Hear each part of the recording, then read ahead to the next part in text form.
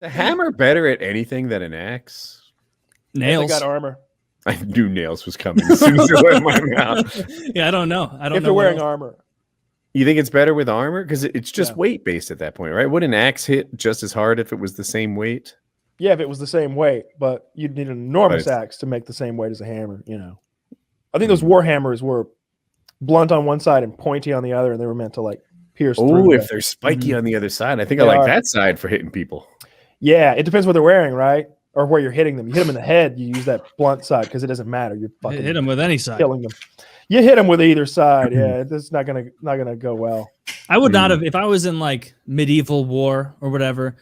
I don't know like how much of an option you received on like what class of weapon you got. They probably just assigned you bullshit, like a pitchfork if you were poor or a serf. But I would not want to go with a war hammer. That I think seems you like brought your own weapon. I don't know. Maybe I meant this up in my own head. Kyle? Well, Tell me how close I it come. depends what war and what like age we're talking about, Yeah, right? Like we're sure. talking about like the English, for example, like medieval times, or like when they're fighting the Scottish, right? Like they had a professional army at that point when they're fighting the Scots, and you had like longbow archers, you had cavalry, and you had swordsmen, but mostly archers and cavalry. Because I think maybe the Scots are the side I'm thinking of, Oh, where they yeah. just bring like Peasant farm, army. like I use a torch, I use a pitchfork. Why did you choose a Oh, got this pitchfork? pointy as your- stick I found. I rubbed a bit of dog shit on it. That'll scare it. The English hate dog shit. Seriously though, I would hate to have to fight a man with a pointy stick with dog shit on it in medieval times. It's instant death. It's Oh, yeah. instant death. I would be Nick Diaz in that situation. I'd be like, I'm insulted that you brought a pointy stick with dog shit to the Please. fight. you get a little infection. I would you're be done. so terrified by a hairy Scotsman with a pointy stick covered in dog shit. Like that sounds so scary. But you in this scenario, you're an Englishman on what ends up being the winning side of that fight. So you would probably have like chainmail at least, right? Something to keep the poo stick away. The poo stick. I think that shit's expensive. I think that shit was real fucking expensive for the Dog time. poo, it's free. It's Not- everywhere. You can just take it. Kyle, if you need some, I gotta hook up. I have great I can days. hook you up. Yeah, I don't know. It depends on the age you're talking about, and the army you're talking about. It was all different, but yeah, there were definitely Yeah. some of those armies that were just like, bring whatever you got. We got to go. And then there were those armies that were like, yeah, everybody gets a gladius. They're all made to order, like the Romans, for example. You know, they all had those fucking. I don't know how long they were, but they're short. Those swords they use, the Short gladius. sword, yeah. And they Yeah. had like, I have a book about like the kind of the like tiered organization of the Roman military, like throughout the ages. And it's like wild how it wasn't until like thousands of years later that humanity got back to like that level of complexity Right. and warfare, where like you'll read about like fucking battles in like the year 1100 and it's like, oh, well, that's fucking at, being generous, like 700 years, from the fall of Rome-ish. That obviously wasn't Rome's peak, the fall. Still not even close. Like just But like that- bullshit tactics, not nearly as advanced. Okay. Counterpoint. Mhm. Are you sure bullshit non-advanced tactics are worse? Like, let's name all the guerrilla warfare that has lost. Well, that's different. That's completely different. Like the Romans would conquer countries, right? Like guerrilla Mhm. warfare is its own animal. Like they had that's the whole problem they had with Hannibal. Like coming over the mountains with the fucking elephant, and Carthaginian, shit, the yeah. Carthaginian. But whenever they would face someone, the Romans, just the way they broke down their army, right, like, in a very modern kind of way, we really copy the way that they broke their army down into segments and smaller groups and everything. Yeah, And the their way they leadership equipped their structure is army really good. was the way you equip a professional army in modern times. Like nobody's going into the Marine Corps and like, hey, what kind of gun did you bring? I got my daddy's 30-06. Oh, that's cool. I got a Coon shotgun. We've been like nobody's 22. no, It was literally like we all get an M4. Like we all get the same ammo. Like, and This that's what the army Romans you're did. describing lost in Vietnam, right? And I was listening to a soldier tell stories about his Vietnam experience, and he gets to Vietnam and he's really surprised they're not like throwing rose petals at him and stuff. Like he's there to liberate them from the bad guys, and he was invisible. He didn't get any attention. He didn't get any love. Yeah. And then what happens is like he's like, we would see like 2 soldiers a month. Meanwhile, we would take like 75, 80 casualties a week. And before long, it's just we don't know who the bad guys even are. They're all of them. All of them. Everyone who looks Vietnamese is a bad guy because someone's killing my men. So like one guy looks at him sideways from a village and they call in an airstrike and burn the whole village. And that's just the relationship we have with everybody now. But that village won, right? That we ended up. Well, not that one in particular, but the village, the guerrilla warfare. They can't like conquer anything. They can defend, but they can't conquer. Yeah, and that was like kind of the difference. And I think what Kyle and I was saying with the Roman army, like Rome was the first like giant empire that actually had a standing army. Like every the Revolutionary War. Like, well, that was way kind of after guerrilla Rome. Tactics that. Okay, I'm aware. That's defense again, right? Like they're defending what's essentially their homeland against what's essentially the reason Rome did so well was because of organization and because like when Rome sent in legionnaires, that was that guy's job. He was a fighter, and like he'd walk into some Germanic area that they were looking to conquer, and all the German tribes, and they're like, "Fuck it, that guy grab an axe. You know, you're a butcher. Grab a cleaver." Like, and that's why they were so good at conquering. And also, they were way better than we are at utilizing our military, like just raw force of labor. Because when the Roman army wasn't off conquering and fighting, and they would shift out constantly to keep fresh people in, like they would go build roads. And what did those roads do? They made it so they could transport their army and like all their resources faster than any empire in world history across the fucking Mediterranean, so they could respond so quickly. So I'm not sure about the Romans, but like Genghis Khan did very well because being conquered wasn't so bad.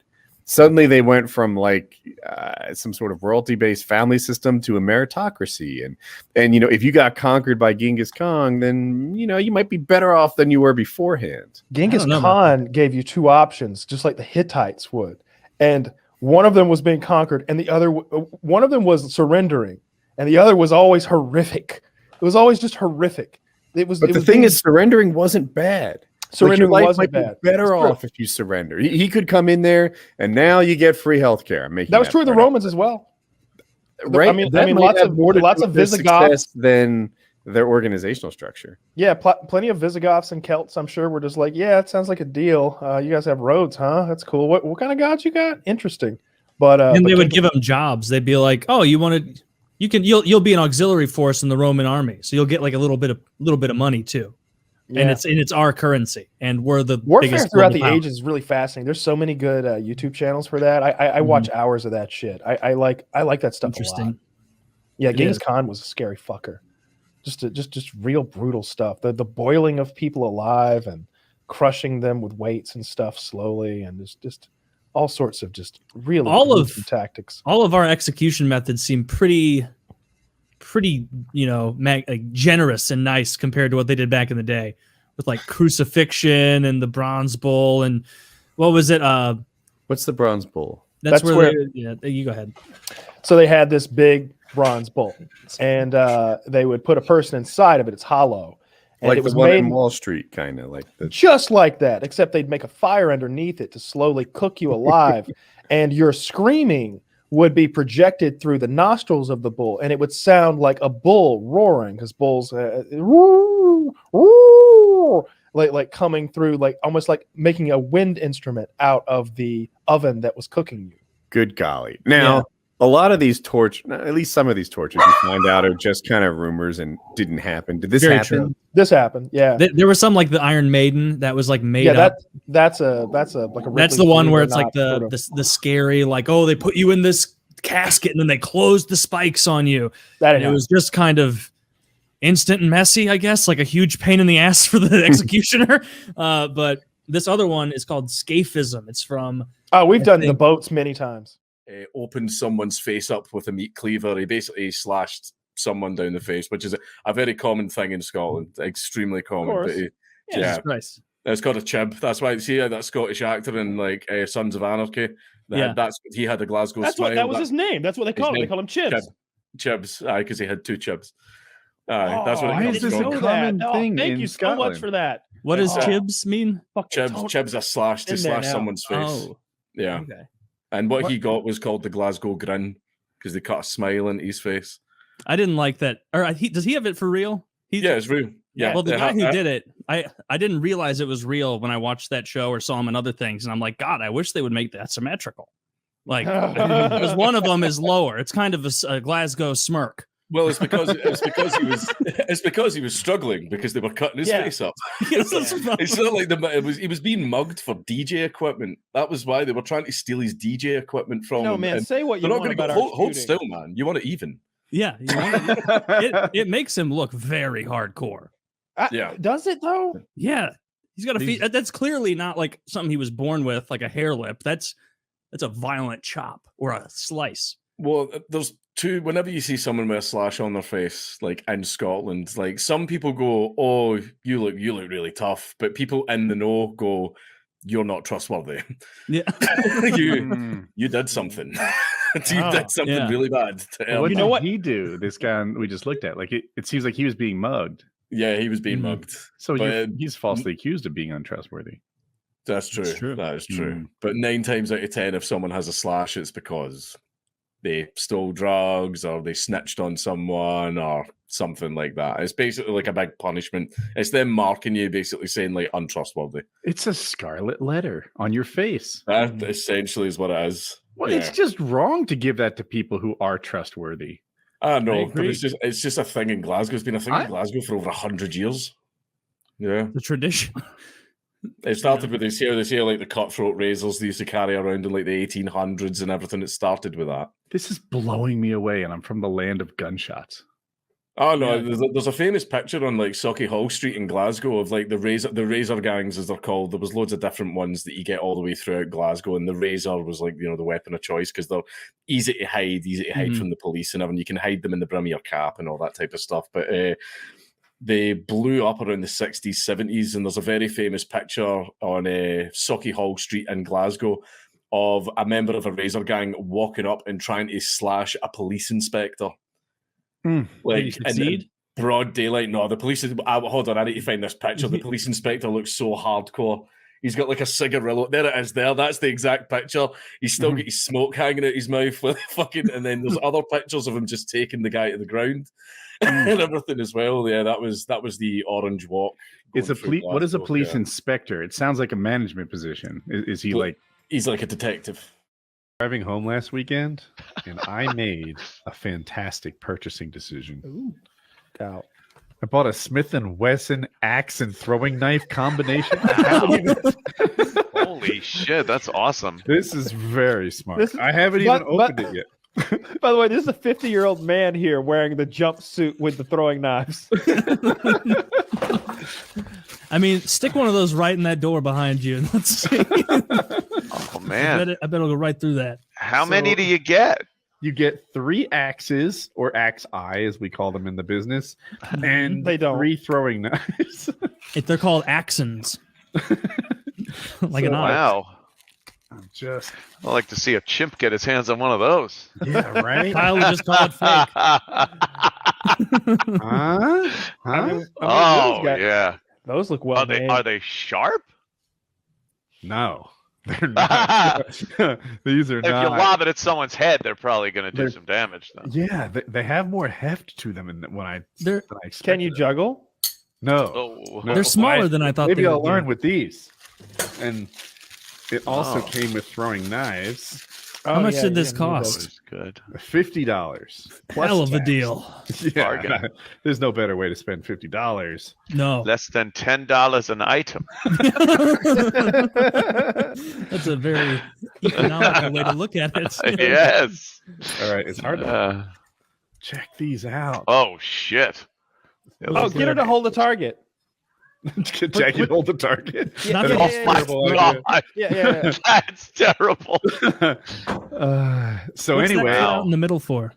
Say that again. What's the cutout lighter? In the middle? Lighten it up a bit. I don't know. Yeah, then you use less steel, and you can charge $8 a knife. Oh. And we get 1 free knife for every 16 made because we cut the notches out. That's probably what it is. I mean. I imagine it'd be way harder to throw those knives than the axes. I went to this outdoor store thinking they would have camping stuff. And then when I saw the throwing knives and axes, I was like, well, Taylor has a bow and arrow, so I need a thing. So now I'm throwing knife guy. Oh man, we talked about becoming guys like that. So now you're throwing up. I'm Zippo guy. You're gonna be Zippo guy? Yeah, I've always got one. Clicking it open, closing it. Crazy Zippo guy. I had to keep smoking again, but it was worth it. Who were the other guys we thought? Oh, toothpick in the corner guy. of the mouth guy, and then flips. This is with toothpick guy. Flips a coin in public and catches it guy. Oh yeah, coin guy. That is so old school. You're in a suit. There's butterfly knife guy. Butterfly knife guy. Oh yeah, butterfly knife guy. Yeah. Oh, that's awesome. You got to pick one of those, Kyle, because throwing knife and I have a coin here, so I took that. There's not many of there those, you go. but you gotta be like there's like how many Monopoly pieces are there? Like 6 or 8? Like that's how many guys there are. It's about the same. That's how many guys there are. Yeah. Oh, there's old boot guy. There's thimble guy. Oh, not that. Don't. Yeah. Guy, yeah. God. I don't know if I'd have the self-control to open that package of knives and axes and not lay one right into that door behind I you. feel like you have to open on the show to write it off on your text. This would be yeah. This would be the perfect time. This would be the perfect time for an intruder to like bust. Can you imagine? Like the greatest, act, right? The most viewed YouTube video of all time ever. You'd be the most awesome guy. Would be Woody wearing that fucking jumpsuit, and he'd just start throwing them. He doesn't know how to throw knives, but throw back. But hey, eventually, like 1 in a million shot, and he's just nailing this guy to the wall. 1 in 6. Slow down! I'm new. and then oh god! And like Woody thinks of a quip real quick. He looks back at the camera and he's like, "Stick around, I'll be right back." Oh. I think he'll get the point. Oh my god! As you just fucking harmlessly throw it flat side into his chest as he's firing at you. Like, thanks, I didn't come with a knife, but now that you brought him to me. Well, I stole all their TVs and I got a nice throwing knife set. NASCAR knife thrower guy beats out Charlie bit my finger this week. and Kyle would sit there and go, "This is fake. This isn't real." What, you think really? So fake. Attacked some British guy the other day with like a little hand axe, and the British guy seemingly had a hand axe too, and they had a little hand axe fight in the street, and that was gruesome. I wonder what a real sword fight would look like. Here's my hand axe. Like an actual sword fight, but like sword fight, right? What kind of sword would you? Here's my take on it. I think the side of the sword is not that useful. I think the tip of the sword is what wins a sword fight. Like so with that, like fencing, but fencings are those foils are a little flexible to do real damage. Well, no, but like if you have a rapier versus having like a broadsword, who wins in this regard? It's like a like I think what you want is a mobile, agile sword where you can poke with it. I think it depends on the meta. Right? Like, isn't there going to be like isn't it going to be like UFC? Right? You're going to have strikers. You're going to have like grapplers. Can I have a spear and a shield instead? Yeah. See, we just need to go back to gladiatorial because that beats combat. a sword every time. I want to see people. I have the odds. I have the idea that it would. That would be option A over any sort of like armed coward. combat. No, I would engage. Sure. There's pride on the line. No, I would run so goddamn fast.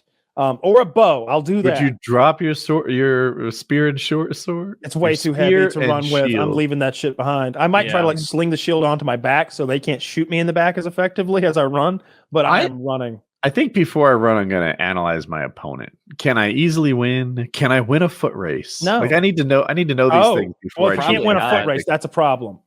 Right? I'm not built for speed, Kyle. I'm not either. Yeah. I'm not either. No, I don't want to have a sword fight though. They look gruesome.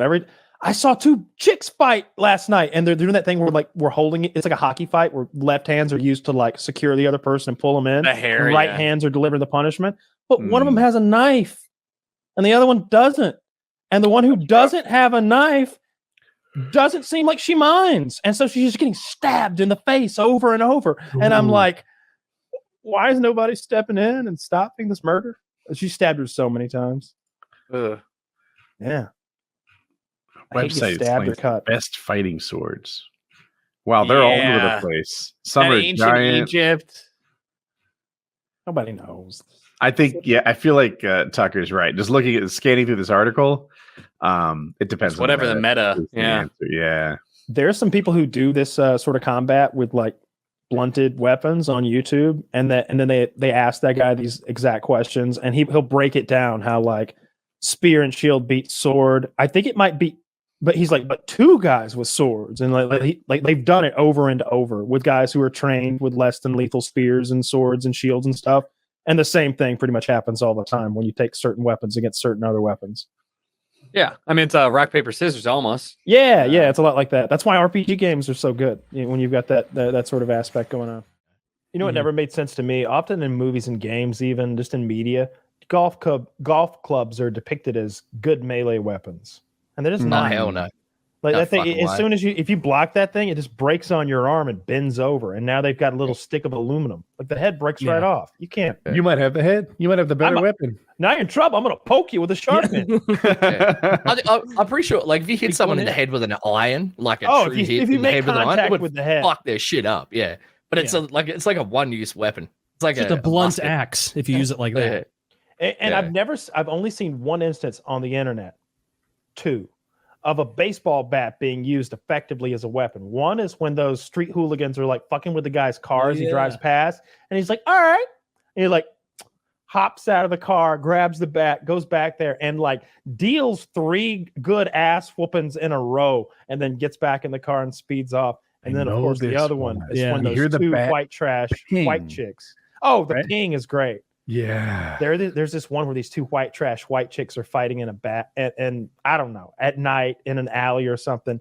And every time she hits this chick with the aluminum bat, it goes ping, and she is fucking her up, hitting her in the head with it, and like bones and elbows with it, and the lady keeps coming, ping.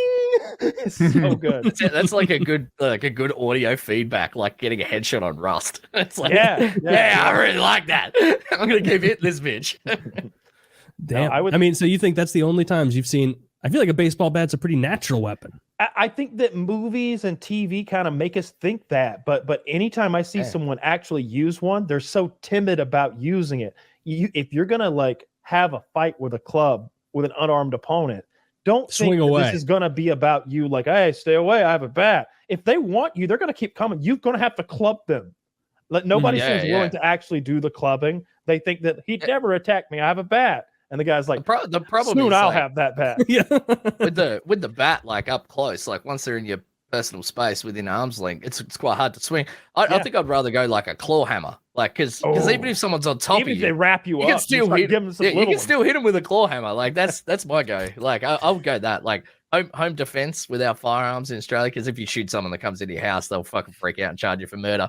I'll go a claw hammer all day. Like I'm gonna claw hammer next to my bed. Like that motherfucker comes in. He's St. Louis vibe to him. This guy. Got a claw hammer under your bed. You should come here. This is like the Olympic, ground zero for hammer fights. I was looking at the other side. But you can throw a hammer too. Like if you threw a hammer and hit someone in the face, that would fuck this shit up. That's too risky, man. You're potentially giving your opponent a hammer. No, I have a bag of hammers in this situation. Like, I can just keep throwing. I've got like a tactical vest with hammers like strapped all over it. Yeah, a quiver of hammers. Just a bandolier of hammers. One of those little rock chipping hammers like Andy Dufresne had. Like all yeah, that's for like beating up kids. Like if a kid comes, I hit him with the rock chipping hammer. Andy fucked him up with that rock hammer. That would be a very easy thing to. Actually, no, the rock hammer is a tiny little thing. The claw hammer, you kill someone once. What's your melee weapon of choice? You're about to have to fight 2 adult men. What's your 2? You guys only had to fight 1. You get a melee weapon.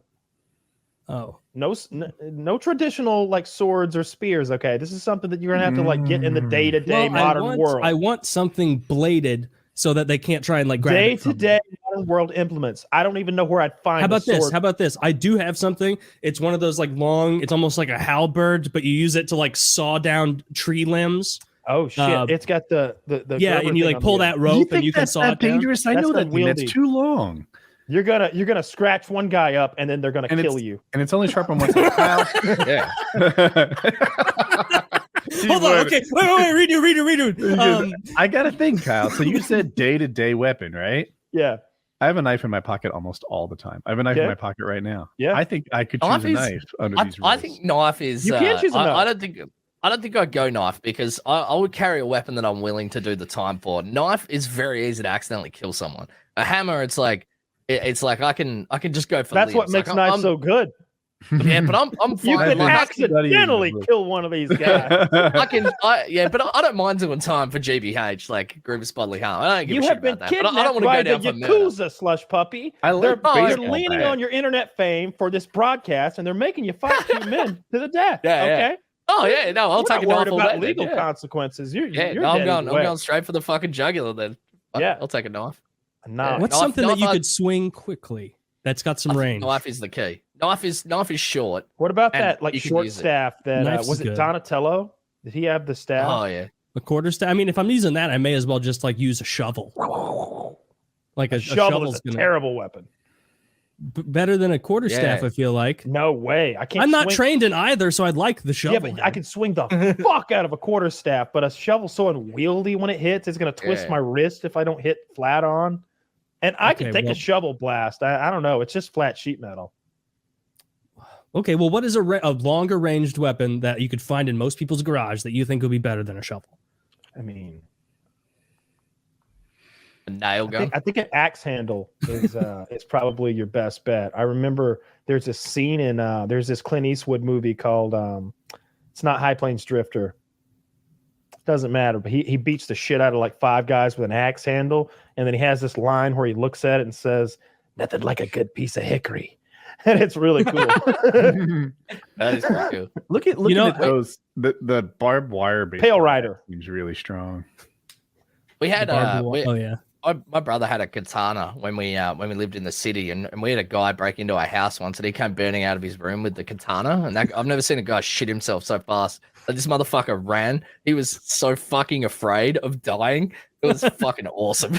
It's just goes out like, baby. Fucking yeah. if I have to, let's just say that we're about to do battle, and this lot is sitting on the table. You get first pick, but he's going second. What do you choose? Fuck. And it's still 2-on-1? It's 1-on-1 because he's. I think I'll take the machete. Millions of African tribes have proven the effectiveness of it. But if you're going machete, katana then seems like a better katana. machete. Like, how is the katana outdone by the machete? Yeah, it's a little bit unwieldy. Like if they grab me and get me on the ground, and I'm like holding a katana. Studying the blade. Yeah, I haven't been studying the blade. I live the way of the blade. And if the other guy has a melee weapon, I kind of like the shovel because I have a ranged melee weapon. But here's those the thing. giant wrenches are too heavy. You do one of these, right? You're doing the big swing. I will purposefully step in and take that to the side of the head if it means I get to step in and stab you with a katana. I don't hold real quick. You lose. Like you take a shovel to the side of the head, and he's been skewered. No, you're unconscious, imagining a victory, but you're being decapitated by the top of a shovel because Woody goes, I can't believe this fucker picked a claw hammer. I would just go with katana.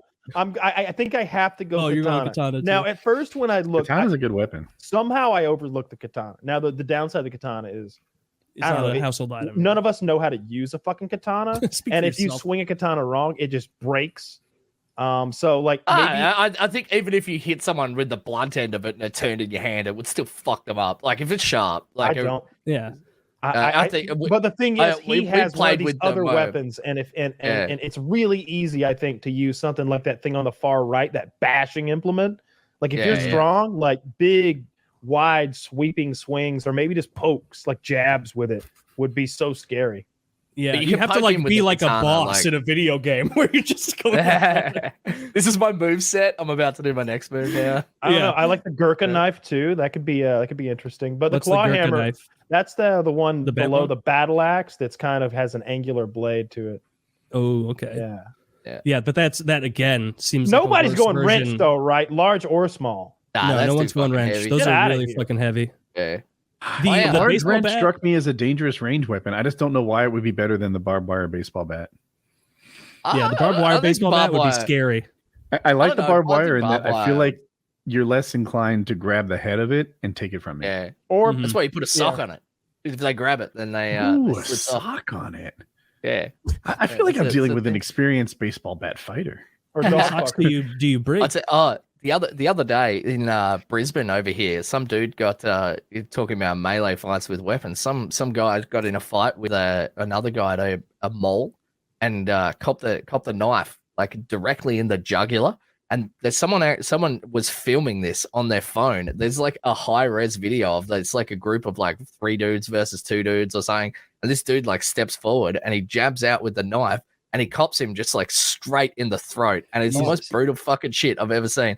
Like literally instantly just spraying blood out of his fucking throat. And it takes him about 5 seconds and he just collapses. He just like he's dead. Falls to the floor. Yeah, I mean, you probably don't want to watch the video on here because it's pretty fucked up.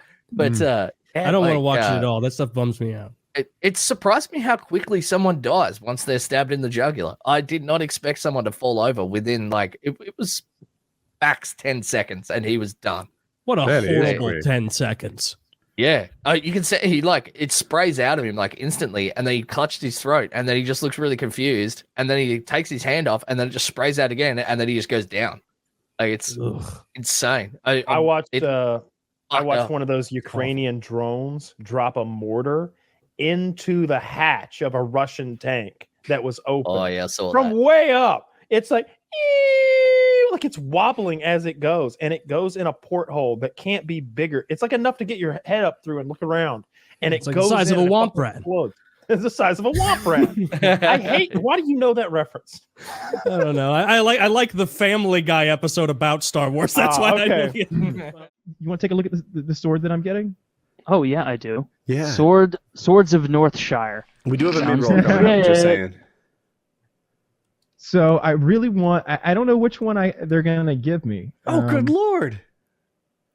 Jesus Christ! These are expensive. These are bargains.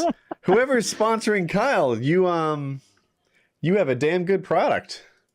I think it looks like that's tempered, high quality, Japanese steel, and I would love my own. Right? I've always wanted my own. A guy got into contact with me a couple days ago. He said he's going to get me one of these custom swords. I'm not sure which one. I haven't really decided which one I want. I definitely want one of these. You got to go for the 7,000, right? Are you qualified to own this thing? What? Shouldn't there be a test or something? A test? It's a blade. A swords play test. There's you have to do the dance with the wooden sword. Out in the courtyard, you dance with your master. Now, Kyle, that 7,000 one is really dope, but if they don't offer you that one, scroll down, look at the Yang style Tai Chai Chinese Dao blade or whatever, the wood one with the kind of goofy Indian looking hilt. Oh yeah, would you want that? That looks pretty cool. I don't like the hilt and the scabbard and everything. I think I like I want one Arabian. Yeah, exactly. I want one of these folded steel, clay tempered traditional. I would want one with lots of string on it. I find that cool. Yes.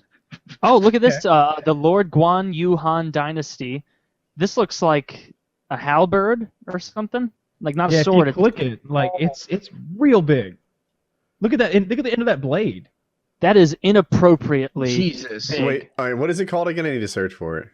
It's if you go to just the link Kyle gave, it's the Here's like third row down on the right. It's called the Lord Guan Yuhan Dynasty. 689. It's the one that it doesn't look like a sword. It's got like a big pole and then the blade on the end with the dragon's head. Yeah, I don't really blade. need that. What I think about that's right pretty below sweet. it? The hand forged 1060 dagger. Did you see the tip of that one that we're talking about? Yeah. It has the separated. Yeah, it's good for the dual stabbing and damaging people, I guess. I like the dagger right below it. You would. You know what? You know what I am liking? This spear here. And let me link you right to it. And let me tell you why. I've always wanted to kill a wild boar with a spear. Naturally. And here is one hell of a spear. Yeah, I want to use like dogs and... Hey, that thing, that knife that he talked about below it is actually a spear. Oh, so is that it? is... Yeah, it's All called right, the that's hand cooler forged now, 1060 knowing that high it's a carbon spear. steel Chinese Quang spear. Mm-hmm. And you can see it screws together. It's a pretty long spear. I actually like it a lot. For pleasure or for business. Sometimes you need a dagger, sometimes you need a spear. Yeah, Sometimes. I like this. And I want to go after a wild boar, like a big one. Are like you with pleasuring maybe properly, Chiz? Oh, maybe a couple of dogs, and I want to fight it to the death with a spear and poke it. I don't think that they would recommend you use this for boar hunting. Like, are you really? I mean, I'm sure they make high quality blades and everything, but you're going to put your life in the hands of the swords of Northshire against 800. Yeah, slice a hog in half with that fucking thing, man. Dude, you should have seen the knife that I had to use last time. They gave me the shittiest pocket knife. Yeah, this time I'll have a spear. Like, I got this. This will be great. I've always wanted to do it. I don't see what. So you get to pick from. So you just jump out of the helicopter, samurai right? swords. What's that? Do you get to pick between like any sword you want on here? Pretty much, you can pick between samurai, ninja. He said that he would like to get me one of their custom swords, and that's like a category over here. But the prices range from that $6,000 one to some cheap ones. Can you get FPS stamped into it? I don't like that. I've got so much stuff with FPS stamped on it. Like, I don't care for that, to be honest. I've got like 3 FPS Russia shirts. Well, yeah, it's fine if it's your shirt, but if you've got like a $3,000 rifle with it carved. But if it's a weapon, everyone's gonna mock you when they pull out their javelins, and it's like a whole big. Yeah. Look at the queer with the his sword is personally branded.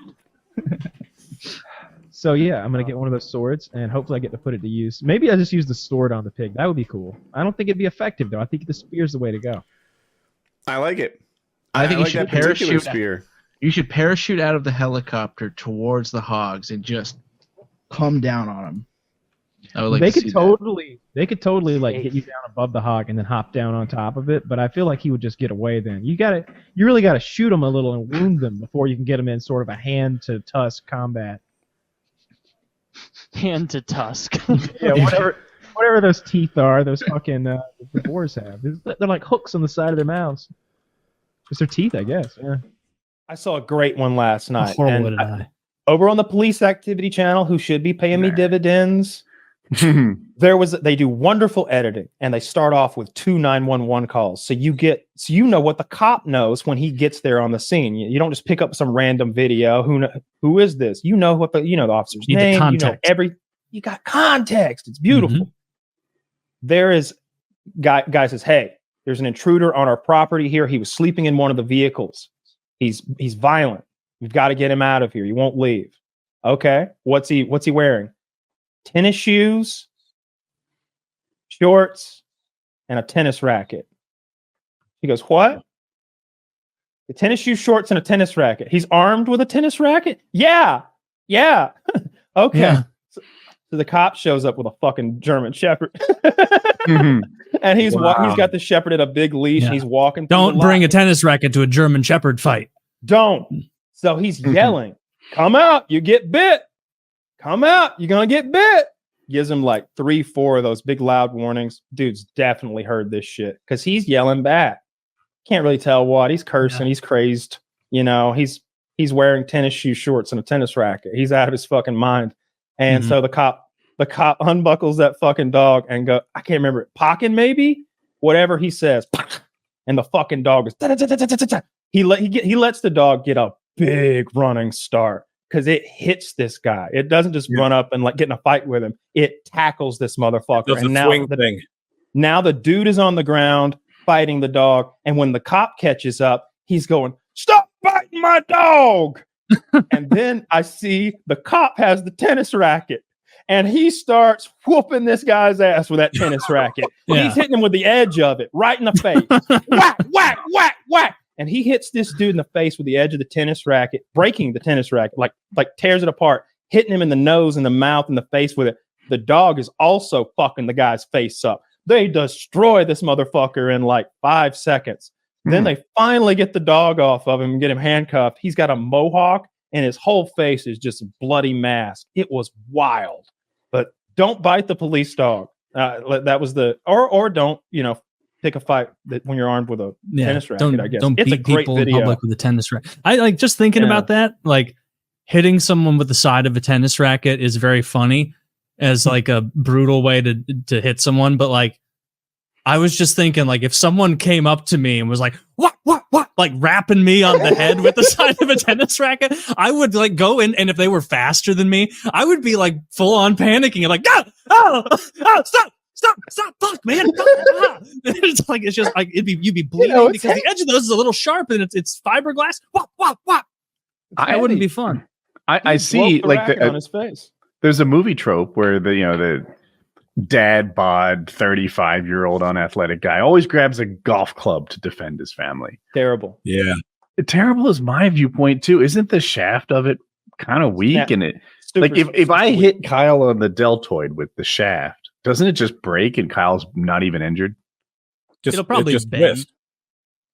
Some clubs are aluminum and some clubs are carbon fiber, right? It might not be aluminum, it might be stainless steel or something. The metal clubs, like my experience, by the way, is just buying clubs in fucking pawn shops and hitting balls in a field. So I'm no golfer, but the ones we bought were either metallic and you could snap those on your knee, or they were carbon fiber.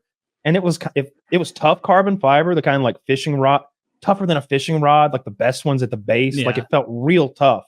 But down at the bottom, I don't know. I never broke one. It felt like you could snap one, like you're describing, Woody. So you wouldn't beat someone with a driver, like one of those like carbon fiber can snap driver. Like you wanted to fuck someone up with like a 9-iron. Yeah, you can fuck someone up with a 9-iron. It's a good weapon. You think you give it the thumbs up? Like if it's a low tier list weapon, but if it's there, and that's what I need. Stick. If someone takes a tennis racket and I have a 9-iron, I'm winning that fight. 9-iron beats tennis racket. All right, Taylor, I have a question for you. You got more reach too, right? Yes. There's a burglar coming in. He has a knife.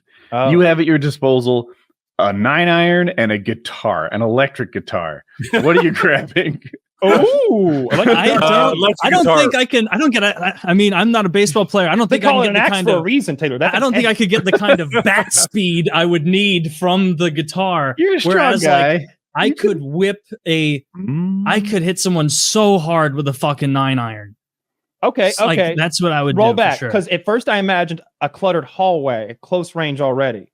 That's guitar territory. But if I can like stand off like Jean-Claude Van Damme, do my kata, like fucking adjust my robe, and then like kind of karate kick the ottoman out of the way just to show off a little, kind of get I just you realize you're not athletic enough for flips, so you're doing like somersaults. I like the idea that the ottoman moves an unimpressive 9 inches, and he's like, "Well, this fuck." Where'd he go? Oh, he's right there. He's very slow, actually. I think stand up and do that. Yeah, I think in open territory like that, I would still take the 9-iron, because, but it comes with a problem, and it's the one Woody pointed out. If you don't hit them with the head of the club, I think you could break the club or warp the club in such a way that it's no longer really swingable without sort of being this silly thing that doesn't quite work anymore. You lose a lot of it doesn't work anymore. So I'd take the 9-iron in that situation, but you'd have to be careful with it, because if you don't hit them with the head, it'll break on them on like a shoulder. I think it'd bend around their shoulder. If you were a dummy like they do in the movies and you just hit them across the midsection with the middle of your 9-iron, it just ruins your 9-iron. You gotta hit them with the head of the club. Yeah, the big old in the head. Part. Yeah, that'll kill them. Like you hit someone hard with the club. I'm trying to fucking put a divot in their face if I'm swinging a 9-iron at them. I'll throw it at Wolf. Your weapon is a pull cue. Okay. And you're going to swing it at someone. You know, I don't have to. I said the word right. It has 2 attacks. A pull stick. Pull cue. Do I use the wrong? You're right. Either work. Okay. The heavy end, sure. You would hold the heavy end or the light end? No. You'd hold the light end. Okay. You hit somebody with a light end, it's not going to. That would hurt less than a broomstick. I think I've put more thought into this. Just to interject. Pull cue. You got to think of it like a weapon in a video game. It has 3 attack modes. Okay. You can swing it, you can stab with it, which I think would be incredibly effective. If you poke somebody in the eye with it, you could outright kill them. You could also take that 2-piece pull cue apart, and now you have a really effective club, and you can throw the other piece of shit away. Yeah, well, how patient is the guy who's trying to fuck you up that you're having time to? He's very. We're preparing for battle, Taylor. I mean, he's patient enough. I'll tell you. I have an answer for you, Taylor. He was so patient. He agreed to meet me in my billiard room. Okay. For this fucking scenario that we're discussing. He's over there juggling, trying to pick which ball will be his However, weapon. let me say, I would take both my socks off if I had those, double them up, through a pool ball in there, and then I feel like that's an even better weapon than the stick. How about this, Kyle? This is the prison talk coming out. You know what I would do? I'd take 3 locks, put them in a sock. As someone that trained with martial arts back in the day, and like the quarterstaff was one of my good weapons when I did martial arts. And whenever whenever I took girls on pool dates, I'd do the twirly thing as I'm walking around the table to look really cool and stuff like that. Yeah, really cool.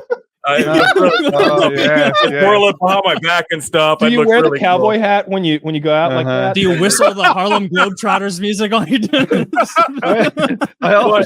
I do cartwheels when I play pool to look cool. No, I twirl it around. I've got the trick where it goes around my hand and all that stuff. But the best thing, I mean, if you could unscrew it fast enough, using 2 of them like Kempo sticks. You know the art that you've seen them do with the 2 sticks? Mm-hmm. Yeah. That's probably the most effective thing you could do with it, because you have the light one and you have the heavy one, which is even more effective because it's shorter.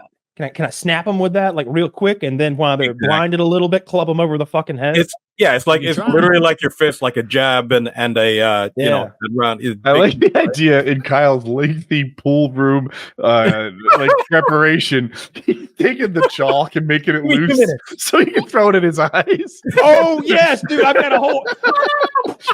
And then they're blinded. I do Bruce Lee move. Pocket sand action. If I ever fight somebody like in a dark room, if I'm using Kempo sticks and pool cue and pool chalk to fight someone, there's not a chance in the world I don't do some Bruce Lee noises like as I sneak around the room just to really throw him off. And look, you cannot say if you were a home invader. Just imagine. Yes, I'm invading your home. You did not expect people to be there, but now you're being stalked by a guy who's making Bruce Lee noises, and he clearly is armed with Kempo sticks. In his that underwear. would be terrifying. Yeah, naked. I immediately strip down and like butter myself. I all over. I get greasy upstairs. I'm not even joking. I'll go get it if I have to for proof. I have a gallon of silicone lube with I could be smothered. No, in that you don't get to like fucking Kevin McAllister the prep of this. With lube Where'd the club come from? Where'd the golf club come from? Because I don't own one of those. You don't allow my scenarios. What is the code name? You're the fucking rule master. No, fair enough. No, I'm lubed up. I'm getting greasy. You know what?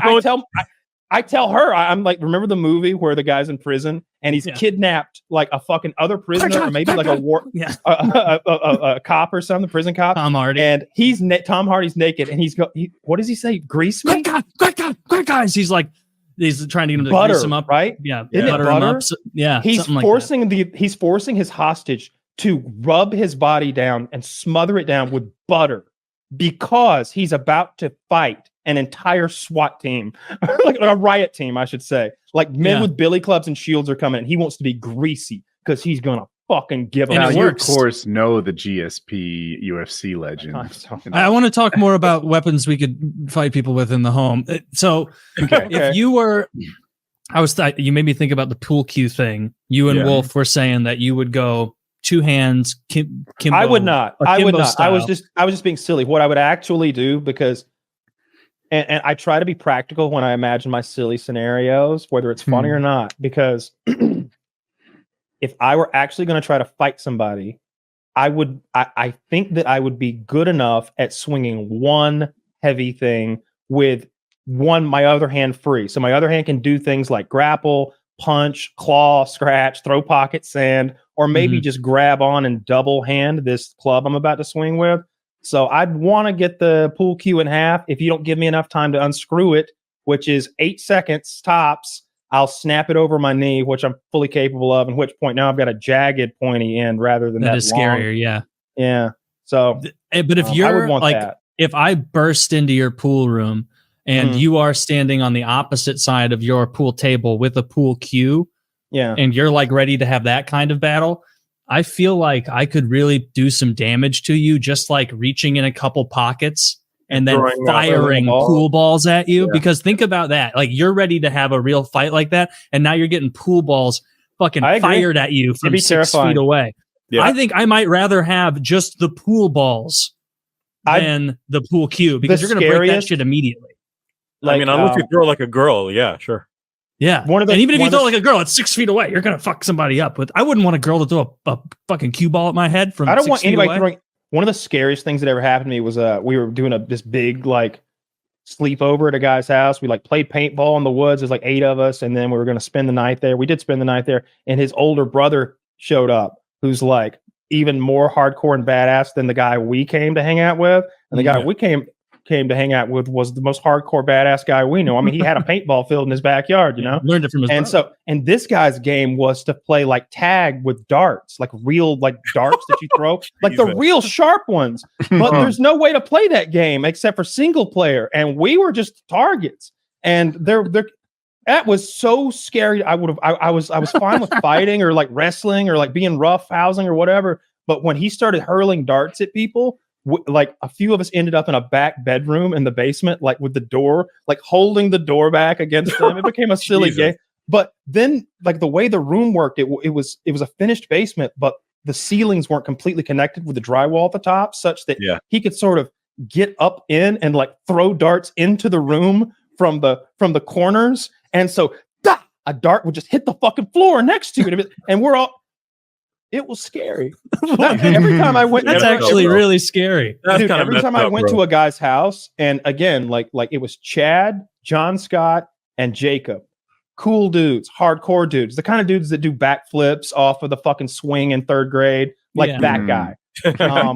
They're a great description. In every case, they're fucking older. They had an older brother, and that's the reason they were that kind of badass so young. And their older brother was always a wild man. Like he drove a Camaro or something. He drove a sports car or a motorcycle. He did silly. He had a dirt bike. Like he also did backflips, but he did 2 backflips just off the second floor of their house. Then landed on a trampoline and just rode it out stiff legging, like mean mugging you. That kid dangled me over a fucking balcony for the fuck of it. Just put a scare into me. Like you were Michael Jackson's kid. What happened to him now? I don't remember, but I remember hearing a story. Here's how they scared us about him. They told us that he had like, and of course it's bullshit, that he had hit a kid in the nose and driven that kid's nose into his brain and killed him. That was, but when you that hear was that, such a common rumor. Of course, yeah, every town's had that rumor. When you're like 10 or 12, you believe that shit. Absolutely. Like, his name was Don. That was his fucking name. I remember now. Yeah, Don was fucking Donnie hardcore. Darts, we called him. He dangled me off a balcony like a child. And I had to be like 140 pounds back then. You know, I wasn't a tiny 12-year-old. Yeah. And then you do sound like a child in this story, though. Well, I mean, I was dangled. I was a child to him for sure. Yeah. I mean, he was a man grown. So, you know, the Chinese-Indian border, they have this pact to not use guns. They can only use melee weapons, right? I know where this is going. So the Chinese came out with their new melee weapons this week. They got these spiked like clubs, halberds. They look incredibly intimidating. They're these big, and they're like in formation with them. And I thought, man, India. But if you can find the picture, please show it. I can't find it. I've looked everywhere, but India has their answer. India's answer to the Chinese halberd. Longer halberd. Oh, an electric halberd. Really? Look at this. That's true. So that is a spiked metal club with with like stun gun capabilities. So like there's a Twitter video that I could link you to where it goes brrr, and like electrifies anything that you hit with it, I guess. Yeah. So Chivalry 2 is coming to the China Indian border. I'm excited to see the gameplay. The gameplay, the graphics look great. And for anybody who doesn't know what we're talking about, like they disagree, China and India, on their border. And so they have these clashes between troops on like these dirt mountain roads where they beat the dog shit out of each other with clubs and fists and rocks. And sometimes there'll be a vehicle involved, like trying to push one side away. And they literally I mean, you see they're ready for a stick fight. Do they beat each other like to death, or is it like, I don't know if they've had deaths. They probably I would imagine that it's not good for either side to admit if somebody got beaten to death, right? But I imagine there's a lot of bruising. A ton of bruising. I've seen blades, like big blades and stuff too. Like I saw some medieval looking halberds. Like it's basically a pole with like that crescent moon shaped blade on the end that you sort of jab and slash with. Yeah. They say no guns, but they didn't say anything about lasers. Yeah, or bombs. Landmines. Oh, we find loophole in all agreement. They're grenading each other. Have you seen we've seen the India-Pakistan border where they like dance at each other really angry. Yeah. The mustaches. They like stomp really hard and like knees to chest. Like, yeah, I fucking take like I'm all about marching. And then it's like a whole show. I don't think they're actually angry at each other. I think it's kind of the same. Like, I don't think the guards themselves are like angry at each other. I bet it's kind of like those guards in England who just have to wear the hats and like those guys are angry. You've seen those videos of the the King's Guards. The King's Guard where like they're not allowed to leave the path they're on. They have to like walk in specific paths. So like if you stand in front of them, they're supposed to just like walk through you and just hope that like some Brian Shaw sized guy doesn't stand there. They'll fuck you up. Those guys have guns. Yeah, but they're not real guns. They're in England. Those are real guns. They got fucking bayonets on them, so they can stab you if they need to. Yeah. What? Why is that unlimited? You're like, Kyle, their machine guns have bayonets. It's like I know they're so much more likely to use that first. Like, oi, governor, get out of the way. No poking shoot, eh? Have you seen the videos on Reddit? I bet Kyle has, where the Queen's Guard yells at the tourists. King's Guard yells at them. I didn't think they could talk. Oh, you haven't seen this? They stand aside for the King's Guard. Yeah, they'll like a tourist will want a picture with the King's Guard. And now, if you like Wet Willie the King's Guard or something, I'm okay with you taking a rifle butt to the nose. Yeah, that's like, rude as shit. I get it. But if you're posing with them, I look at them and I, as a social moron, think like, I couldn't tell where the line was either. One person takes a selfie and they totally get away with it. Another person takes a selfie, but they like touch him on the side of the shoulder in the barely like inconsequential way. And he's screaming, hands off the King's Guard, like pissed off, mad. And I'm you ever like, touch a cop? I'm not going to touch obviously cops. I punch cops, yes. Have you ever touched a cop? Would you dare walk up to a policeman and touch him? Got your gun. No. Just kidding. No. So don't go over there and touch that motherfucker. Well, actually, I know that, but cops I've seen you on TV. Attractions. These people in their big fuzzy hats and silly red coats and horses and whatever, straight out of the 1200s in front of a Buckingham Palace, need to understand that they're not soldiers, although they say they are. They're tourist attractions. The changing of the guard. I don't know their actual rank. I do like that it's kind of whimsical. But my imagination is, she's about to get fucked up. She has grabbed the horse's reins. She's getting yelled at. She has the horse's reins. Wait, are you sure? I don't see. Yes. Don't touch that's what he screams at her. Don't touch the reins. He's just jerked them away from her. I don't think she's holding the reins in this picture, but I have seen the video Kyle's talking about. I've seen it too, yeah. Is it the same woman? Is that a sword? They all look the same. Cool. I do like his headwear. That guy looks like he must be a high-ranking member. Oh, she's touching the reins kind of in this picture. Do you see it? Yeah. Well, I wouldn't touch the reins of someone else's horse. She's pulling the horse's head toward her for the goddamn picture. And this guy's like, I'm the fucking captain of the guard. You gonna grab Bessie? Yeah. No. This is she I guess they have to like cane her or whatever they do over there. But like, that's unacceptable. They killed her. You just don't touch people in public. No, he trampled her with the horse and she died. That's why that's been such a big story. Yeah. And like, was he wrong? Instant karma. Yeah. No, he's still there. He's still there, screaming at the next person who dares to. He like, who wants to go next? Who wants to go next and touch the horse to death? Come on. Oh, Bessie's got a taste for it now. Yeah. That would be, can you imagine being like, waking up in the morning like, another day at work, another day of the old grind. Wake up, soldier. Is he talking to his heart on? No, talking to himself in the mirror, putting his big fluffy hat on. He's like a whole day of guarding Chinese buckling tourists. That chin strap up tight. a whole day of guarding myself again from being touched in public. The honor of my esteemed and historical established institution.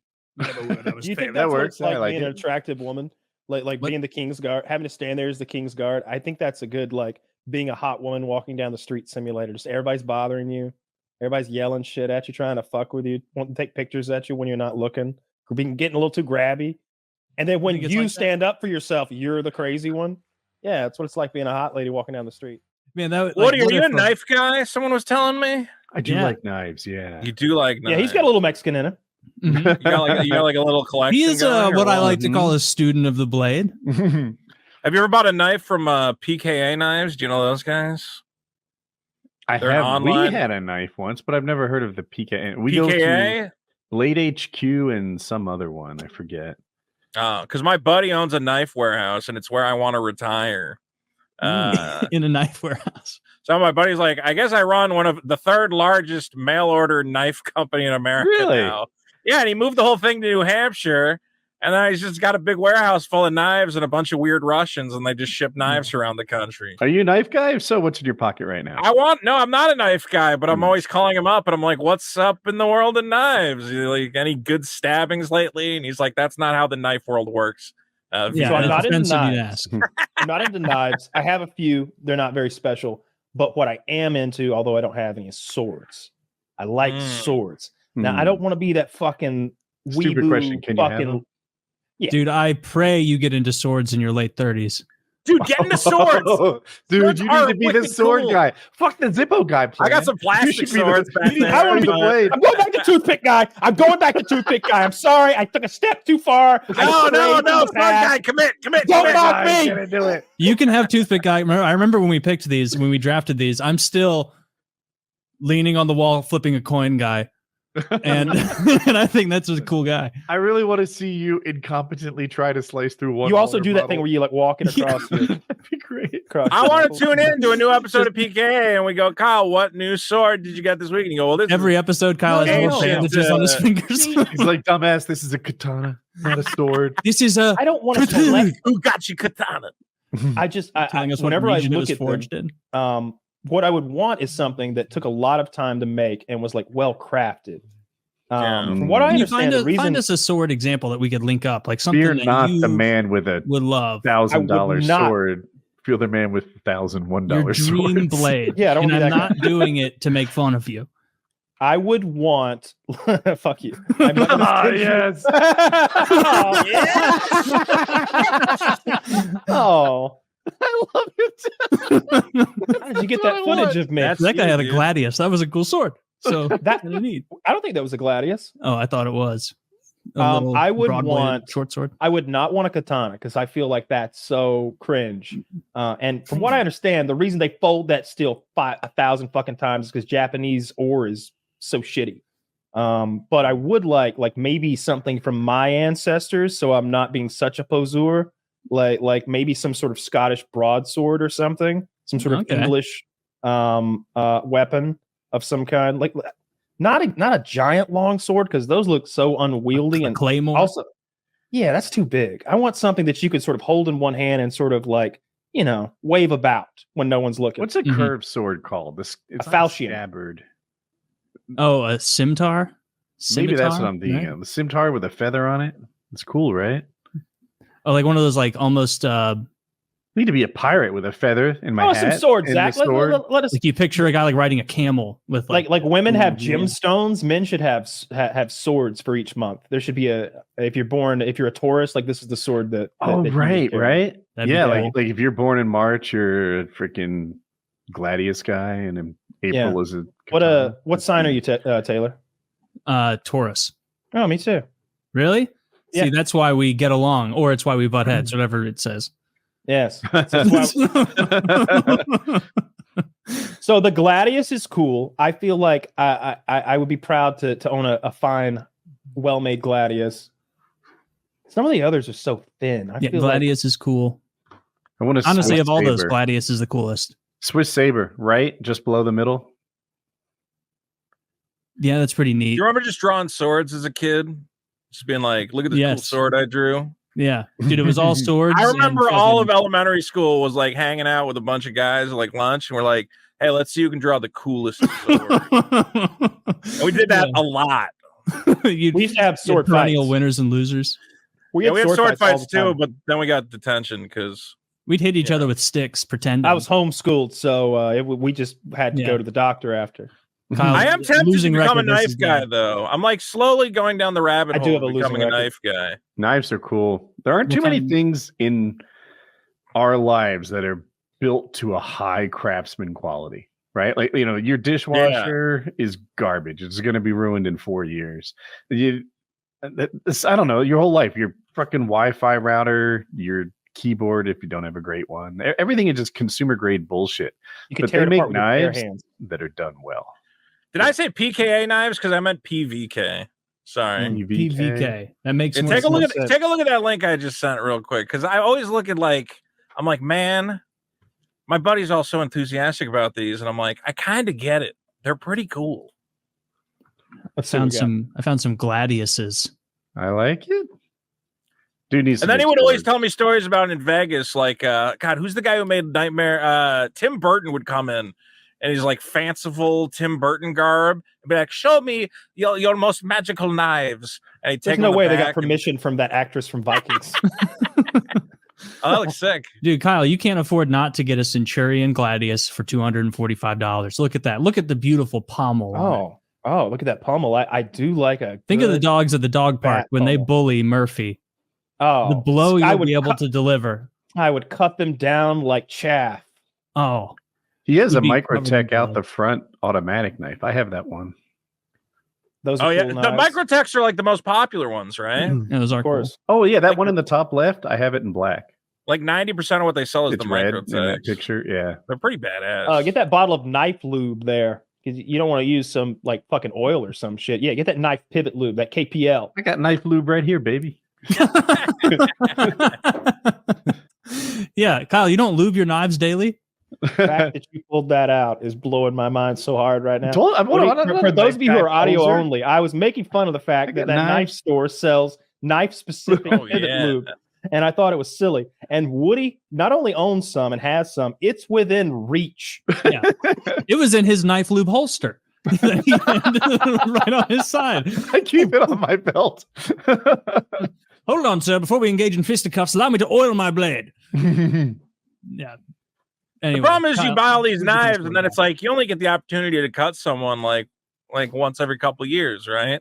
Mm-hmm. I open boxes, and you're going to end up getting cut too. I think I actually carry is a Leatherman. I think knife guys, they prefer, I don't know, something more knifey, but I use my Leatherman every day, all day, all the time. Do you always look forward to like a knife specific task? You're like, oh, you need someone to cut that rope into 536-inch strands? Well, sha-sha! Yeah. Wow, that knife opened quickly. Yeah, I use my knife pivot lube. I use the knife to open boxes, and I cut tubes a lot because I keep this fish tank thing, and I always seem to be fussing with a tube here or there. But I use the scissors and the file on my fingernails. I like my fingernails short, probably too short. It's probably not the most cosmetic way to do it, but it's how I like them. So all my fingernails and toenails are short from my file and scissors. What do you have, Kyle? Is that a blade? I've got my oh, you have a grooming kit. Yeah, this weird grooming kit. I think it's for shaving calluses off because it comes with very aggressive blades. Yeah, and you keep that in your gaming place? I've been using it for marijuana concentrate, though. Well, you don't waste any. And if you ever do have a callus, these are really aggressively sharp. You can't tell, but they're like super duper sharp. Jeez. Yeah, that's scary. But this is the most aggressive file. This file is so aggressive, I don't like to touch it. It's like I got a. That's a little bit of what's making me want a sword, I think, because there's a little bit of sword play in there. I think you should. I think you should get a sword before this fancy leaves. I've always thought you needed a sword. Yeah. All right. Well, if I look at you and I say this guy loves swords. A man with no swords is a bit of a pussy. Mm-hmm. How are you going to be a warrior? You couldn't be a warrior. How will I expand my fief? Yes, you need to expand your fief. Expanding my fief is all I fucking. What if you have a home invasion situation? Well, I've got this. Bad news for them. then not today. They no, get not today. You're gonna get fucked up, but you know. Well, back then. I do have that Captain Jack Sparrow setup where I've got 6 Black Power pistols and yeah, and you get drunk wow, before. Geez, look at that fucking link. Yeah, that is it a Baklock? Batleth. Batleth. Yeah, you get the Batleth there. It looks like a completely impractical weapon. That looks really impractical. Though I've watched Worf use it enough that I think I could do some damage. This is great. You have like a 5 foot long weapon that you can reach 18 inches with. Yeah. No, there's a lot of you can hold it like this and do some pokies, and there's a lot of underarm stuff, a lot of spins. Yeah, but seems your like a range good way is to very cut short. yourself. I feel like if someone had a sword, they could poke you from 3.5 feet away. They don't have a sword in this scenario, Woody. No. Yeah, so they have a shopping cart. They're hiding behind their shopping cart, screaming. and I'm calling them Patak. The thing is pretty dope. It is kind of neat, but I don't like that. that doesn't look practical. That makes it look cheap to me, and it happens to be the most expensive one on all of Etsy. There's a $180 one that's like looks better, but I don't want the cheap one. You know what I mean? So I feel like I need to get an artisan. I need to get a real Klingon to make this thing for me. Is what I'm thinking. A real Trekkie. How much are you willing to pay? Zach, can you show this one? This is the one Kyle needs, so he can be like that guy. Let me see what you got here. $8.99. $8.99.99. Yeah. Oh, my man here's. See, this doesn't look very traditional to me, and it also looks like it's made out of foam. That's a foam bat left, Woody. And I'm gonna be honest with you, Woody. He's not holding it right. It looks like there's no correct way to hold this cumbersome, useless weapon. Well, what is he, the dude? I don't know. He just strikes me. I'd rather you come at me with that than a baseball bat. You're gonna stumble and kill yourself. When you see me going through my kata with that thing while I'm singing Klingon opera, you're gonna think different. Are you gonna? Oh, before you get a sword, you should practice your kata. I'll be chanting the dirges of Kalis, and I'll be flipping that thing around. Please, if you buy a sword, get a Japanese one, or at least a Japanese style. Why? That's one. The opposite of what I want, because I think that's the lame one. That's the lame one. I know it's the lame one. Dude, that's what all those fat white dudes with ponytails buy. They buy themselves a goddamn katana and wear their trench coat with their Jinko shorts. Gladiuses are cool as shit. Get one of those because I think they're neat. They are neat. That's the problem. Let's be real. Fedoras are fucking neat. But they have been co-opted by a disgusting race of man people. You guys got to get off Reddit. Fedoras are not neat. You look like a fucking goober. Dude, my look like you should be detecting. I go up by a point with a fedora. I want to be a detective so badly. Yeah, just take up smoking cigarettes. Gumshoe detectives would say stuff like Dame. Seems to be the problem here, Dame. I want to be Jack Nicholson from Chinatown. That. I haven't seen that. Oh, yeah, this reference is falling dead on everybody. God damn.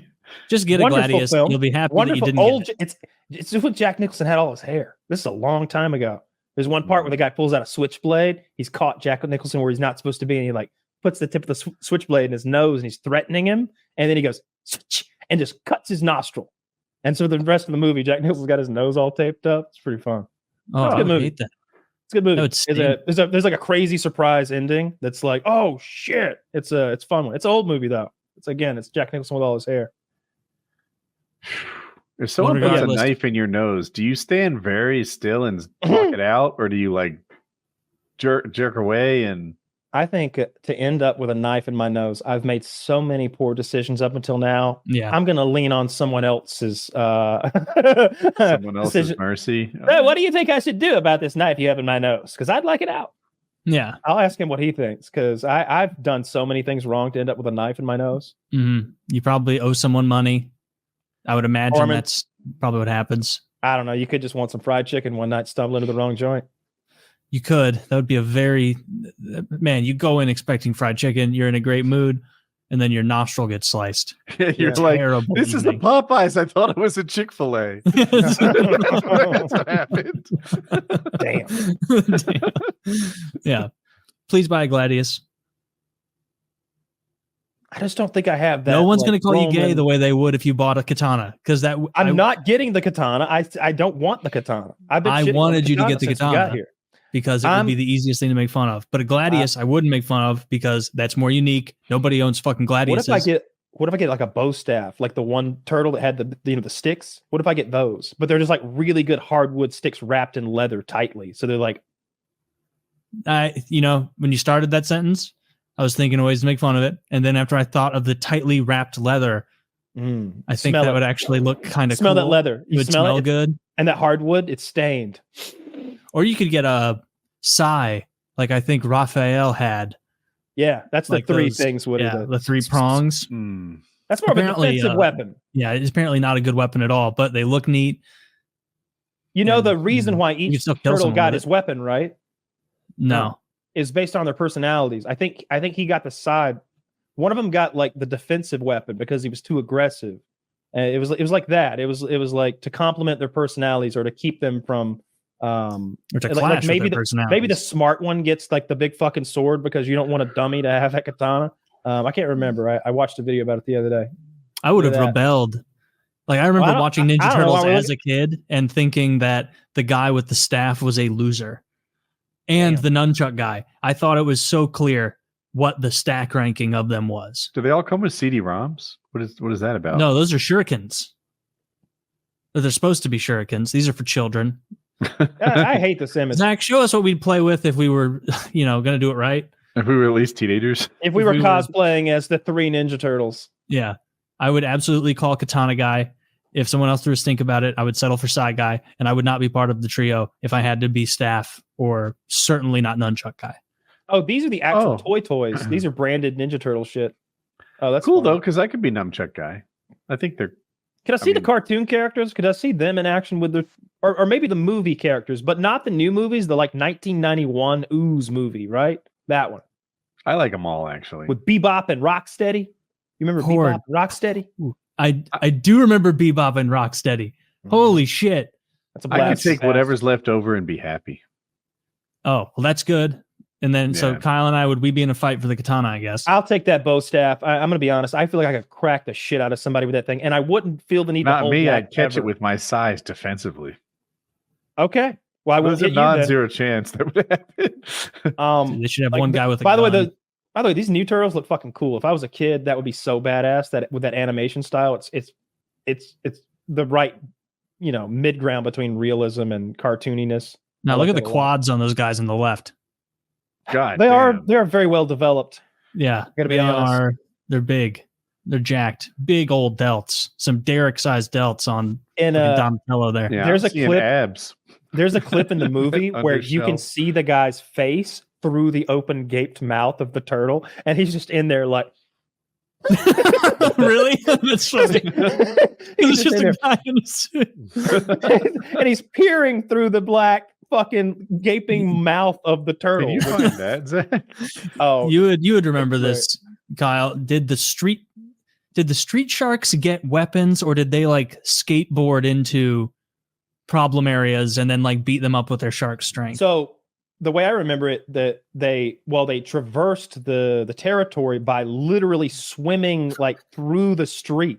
Yeah, you can see him in there. Look, his mouth. That's very funny. It's so gross. Wait, keep it up for a second. You see his teeth. You see a human's teeth in there. I mean, they did their Wow. best. I guess he's yelling or something. It was the 80s. Yeah, I guess that was the voice actor. I thought they would dub them, but that's even funnier if that's true. I don't know why it looks like that. It's so gross. Yeah, I'll take that bow staff though. I wouldn't have to hold back. I crack the shit out of somebody with that thing. Whereas with a sword, if I'm being real, I'd be a little afraid if I was having a weapon fight and I had a sword about hurting myself in some way. Like that thing's a giant razor blade. Please, I'm looking at the nunchucks thinking that same thing times 10. Oh, you're gonna hurt yourself. Dude, here's what I think the rules should be. You guys choose first and second. Leftover gets the other two. Now why do you need two? How are you going to operate a side and a nunchuck? In case I'm disarmed. Poorly. Yeah, that's how it would go. Yeah, like you could take the nunchuck from me. Now I have size. Man, I would hate to have a fucking sword fight. In the Japanese movies, and I'm going to pretend like in real life, it seemed like their technique and their weapon sort of lends itself to like quick deaths, or at least not gory deaths. You ever cut yourself with something sharp and you don't feel that shit? That's how I feel like it. I bet that's what it feels like to get hit with a katana by a master swordsman. It was I bet not. you get lightheaded when you bleed a lot. Oh yeah. Oh, that's how you die. I'm sure we've all been in shock, right? I don't know about shock, but I've definitely really? been like I've responded in an almost panic attacky way to like losing blood before. Like I almost passed out that time. I had that sword fight and Scott fucking stabbed me in the arm. So I would definitely like, I think, if you're losing blood, you're just going out anyway. I don't know what shock is exactly. I always think of it as not just being shocked, but having some physiological reaction that's a big deal. I described it as not making good decisions, kind of maybe a little sleepy, but badly injured. You're badly injured and you're not making good calls about what to do next. Yeah. I've never experienced that. Maybe a knife or something. Right. There's no way I'd be a prostitute if I don't have a fucking chank. Like a little gun or something, a little derringer. Yeah, maybe a gun too. I don't know. I don't know. Like I would be. I don't know what's scarier. Like, be honest. What's scarier if you're in like a hotel room with a stranger? A gun or a knife? A gun. I think knife's scarier. Knife. Wait, am I stuck in there? I can't leave the room. I mean, you can like this isn't like a magical hotel room. I'm just you're in a scenario where you're with another. I got my answer, Kyle. I think if there's a dude in the room, it's a knife. If it's a chick, it's the gun. Here's why I think it's the knife, no matter what. Okay. I think that people are much more likely to like cut you a little than they are to pull the trigger on a gun, because I feel like I feel like consequences of a knife for them, as far as like the knife wielder, are lower. They're first of all, this is silent, right?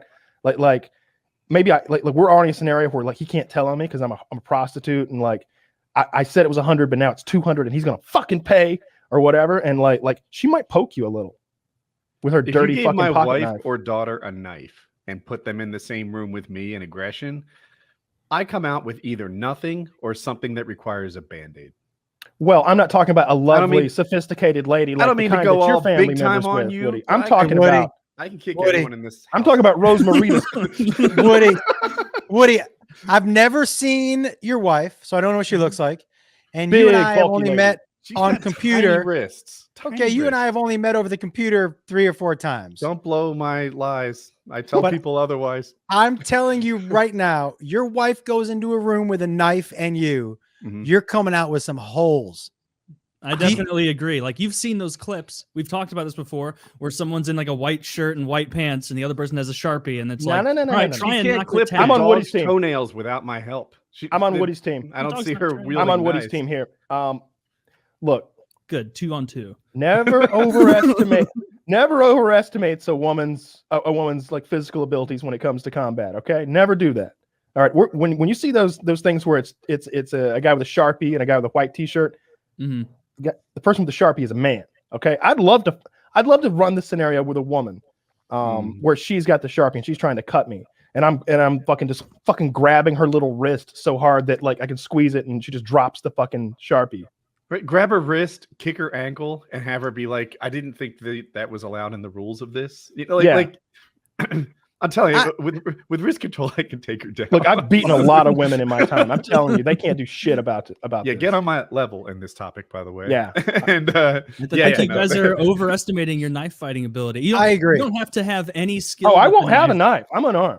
I mean, you're fighting I'll have someone a knife with a 10 knife. seconds into. I'm doing that Steven Seagal shit where I take my jacket off and I roll it up on one hand. And by the way, the white T-shirt, pant, Sharpie thing is great and all, but I'm a little less careful when someone's trying to get my white shirt dirty than I am if somebody's holding a knife.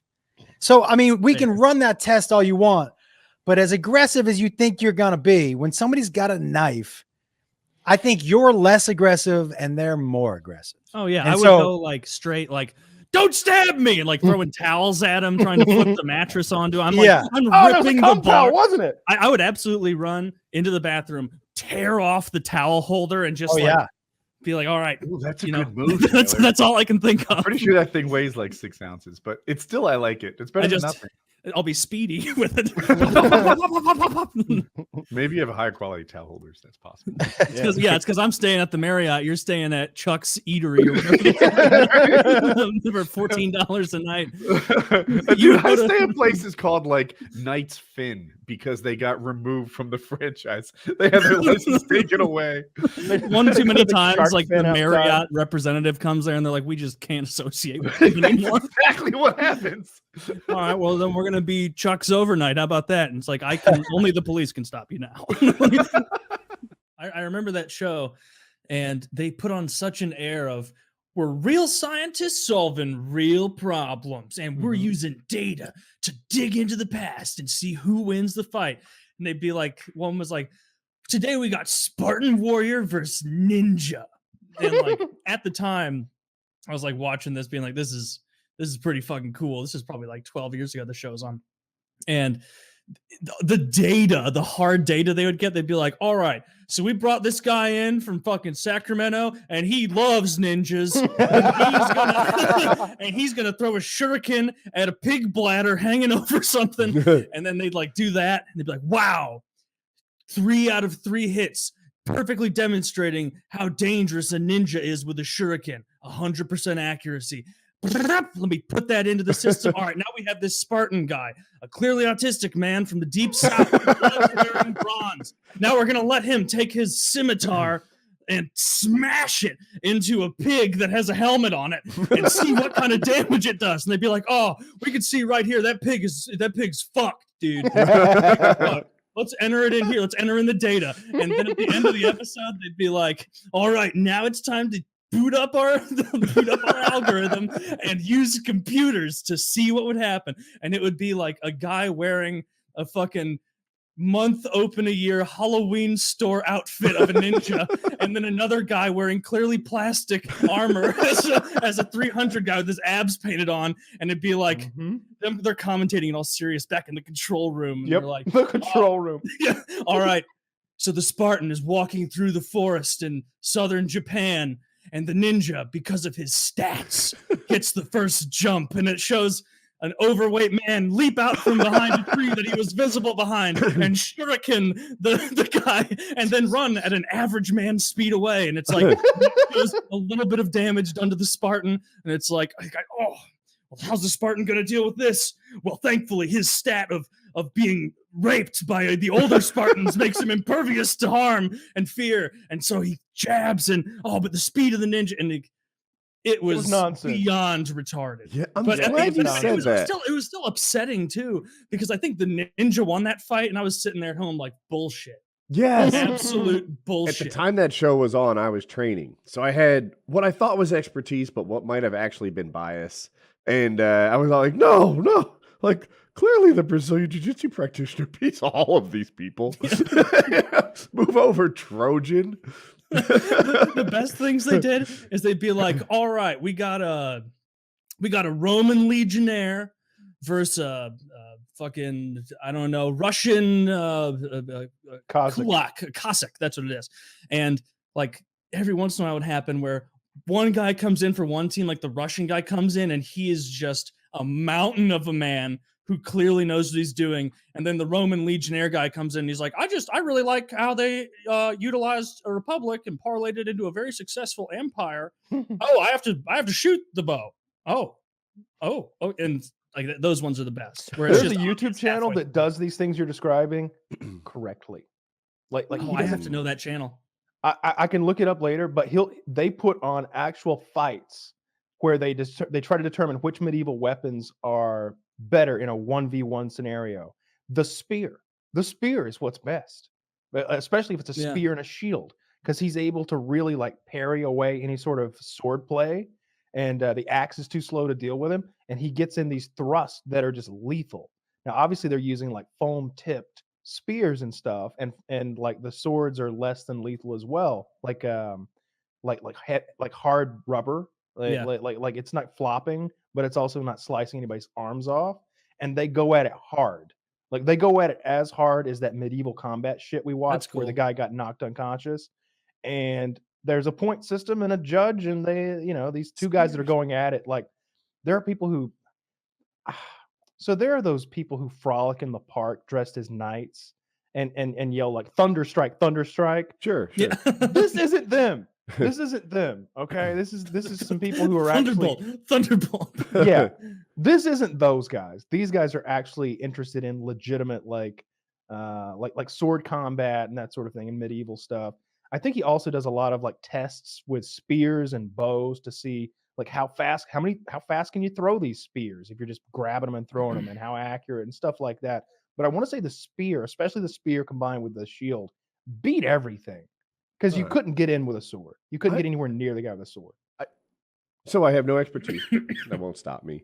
I have this idea. There's a sweet spot for the length of this thing, right? Like sometimes I exaggerate to make a point. So if my spear was 16 feet long and your sword was 3, I think you'd beat me. You'd find it easy to parry that thing and then get away. You could get on the inside, and you could even like capture it. Meanwhile, I'm trying to deal with the heavy, unwieldy pole. Like that's a problem. So, like, I just guess you just choke up on it.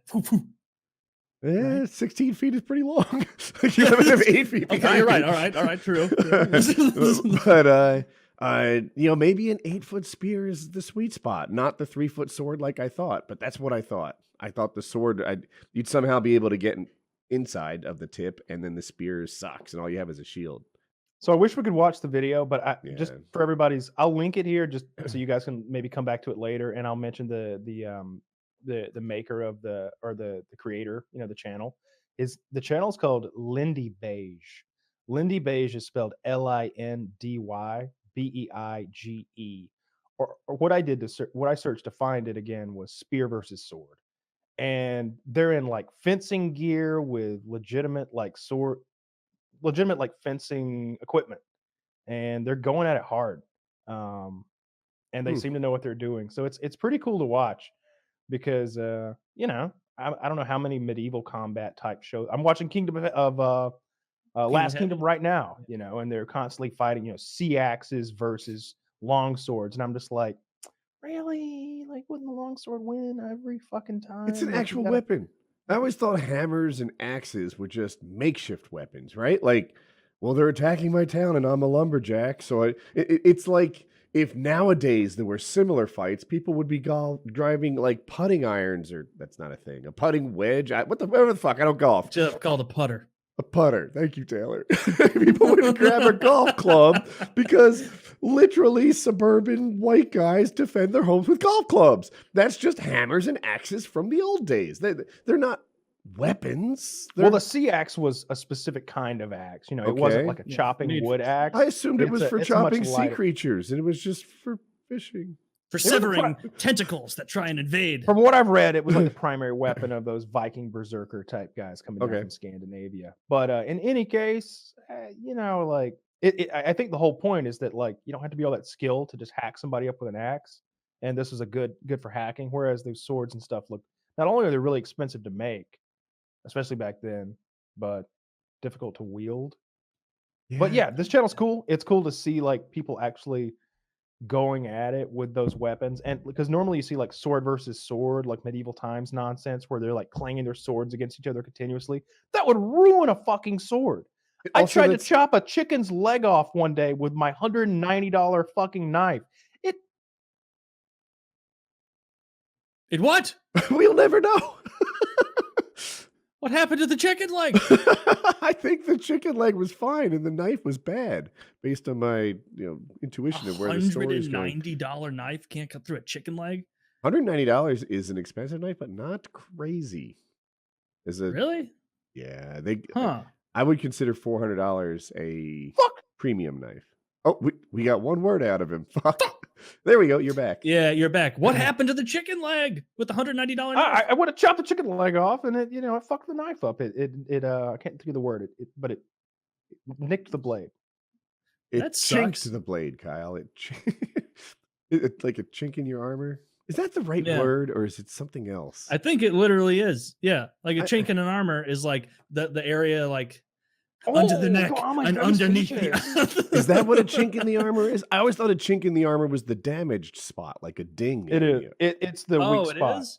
I thought it was like when Legolas is like saying in Elvish when he's doing Helm's Deep, he's like their armor's weak at the neck and underneath the arm, and so all the elves are shooting for. I thought that was what a chink in the armor is like where you can sneak an arrow or a sword in. Maybe that's only good advice for armor. elves. I would think that a chink in armor would go back to like chainmail, and it's actually like chinked up in a way that makes it weak. That's sort of where my mind goes when I think of it. But it's definitely a weak point. It's like especially speaking more broadly, like the chink in this fighter's armor was his takedown defense. You know, you guys are right.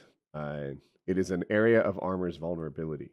So all this time, I thought it was a previously damaged spot. Like if I hit you with a sword, I created a chink in your armor. That's not what notched. It is. That's what it's called. It's called notching the blade. Yeah, when you damage a blade. I knew it was something like that. Yeah, but I notched my fucking fancy ass Wusthof knife. I was very upset. Oh, the Germans make great knives. I switched to a Japanese knife immediately. Germans and Japanese. There was something about being on the losing side of World War II that they poured a lot of knife investment in.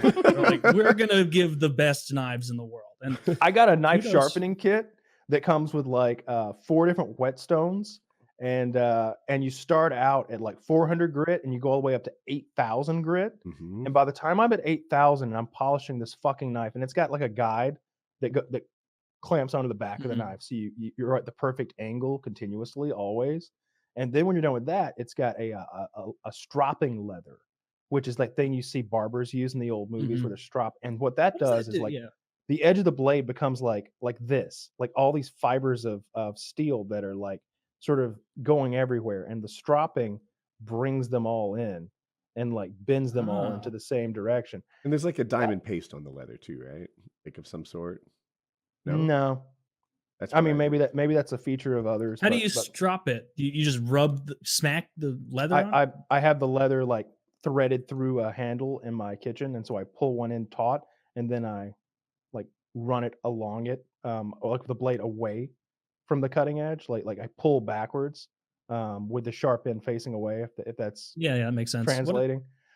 Does it make a cool sound, like a satisfying? I'm about to go into battle, Lord of the Ringsy sound. No, nothing like that. That's a sound effect that wouldn't have even happened in real life in any sort of like when they draw a sword out and it goes shink.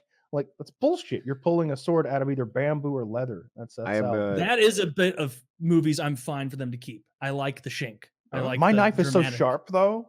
It's incredible. I can take a piece of paper and it just flows through it. It just flows through it. It's sick. I used to do a lot of woodworking, and I participated in these online communities, and woodworkers are always sharpening chisels and plane blades. And so that's where, and knives are the similar type thing. So, but like there's effective sharpening where it works well on wood.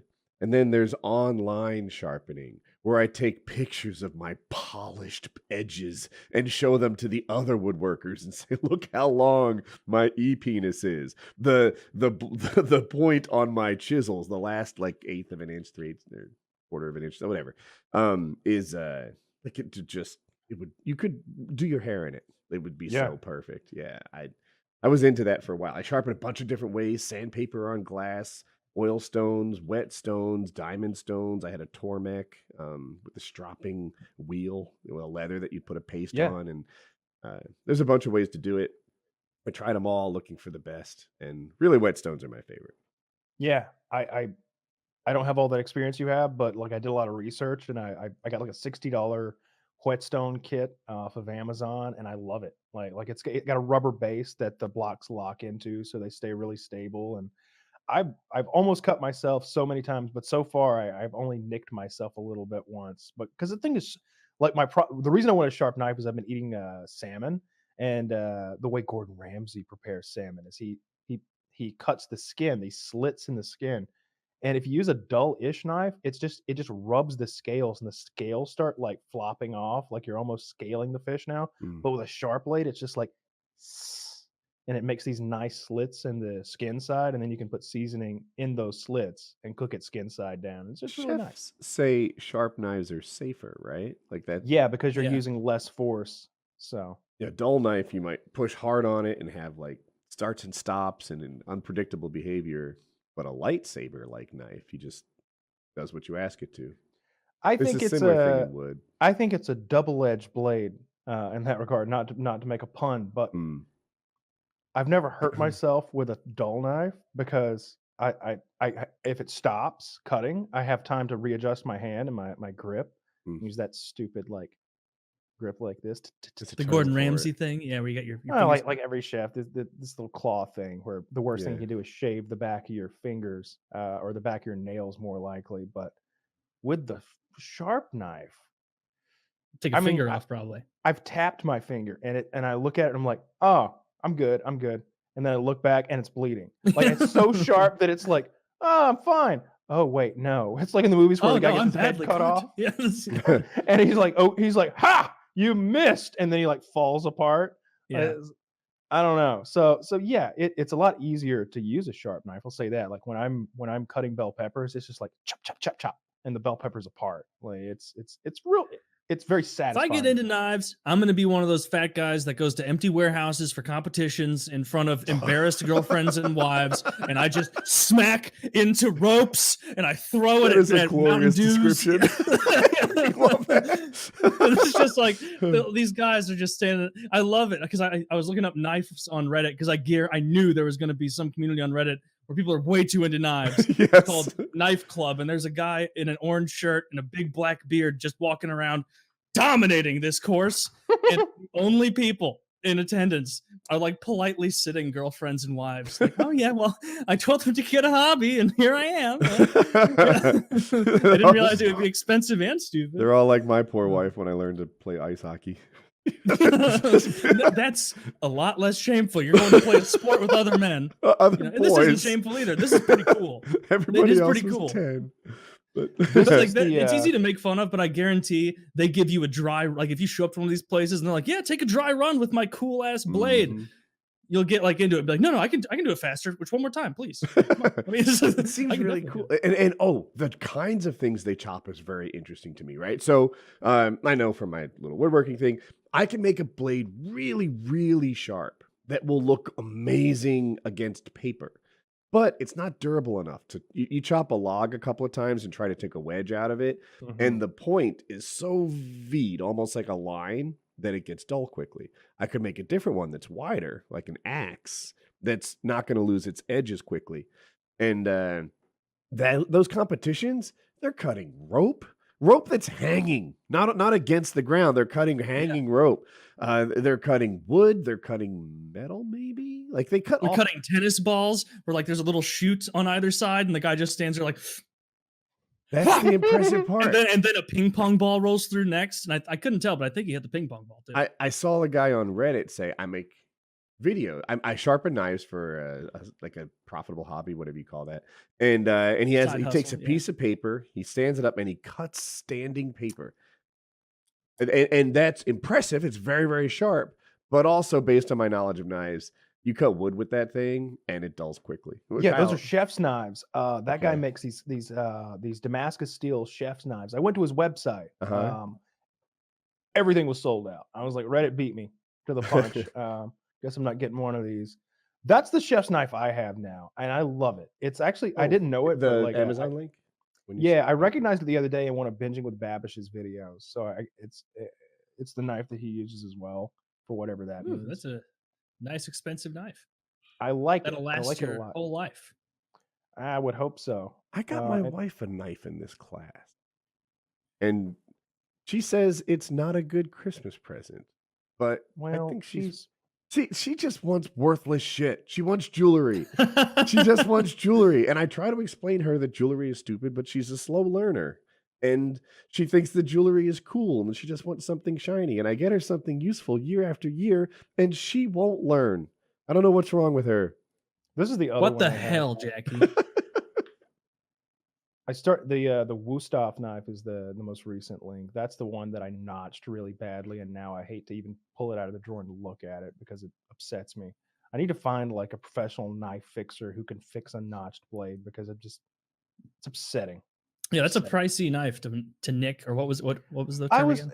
notched, I believe. I think it was a turkey. I think it was a turkey that I had fried for Thanksgiving. And I just sort of pulled the leg to the side and went, no, I think I was cutting the legs or the wings off of a turkey before I deep fried it.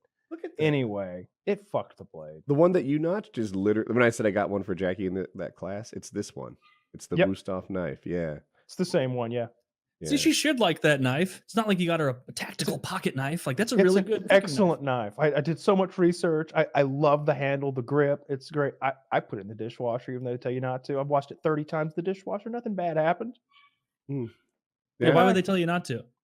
I don't know. It probably damages the handle to some extent. But if the handle ever goes bad, I'll just have somebody put a cool custom handle on it. I just made this up. I could be wrong, but I think that it has to do with banging around. Like you don't want that knife to be against the forks and butter knives and stuff hitting the blade. Oh, I put it in this special little plastic like cage thing my dishwasher has. It doesn't get dulled or do anything.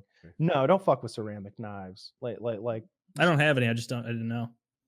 Yeah, it's one of those buy nice or buy twice things with like most cookware. Like I was thinking about like if it's pots and pans, I get cast iron for everything because stainless steel is too expensive. Copper is a gimmick, and non-stick is not only going to make your children's penis small.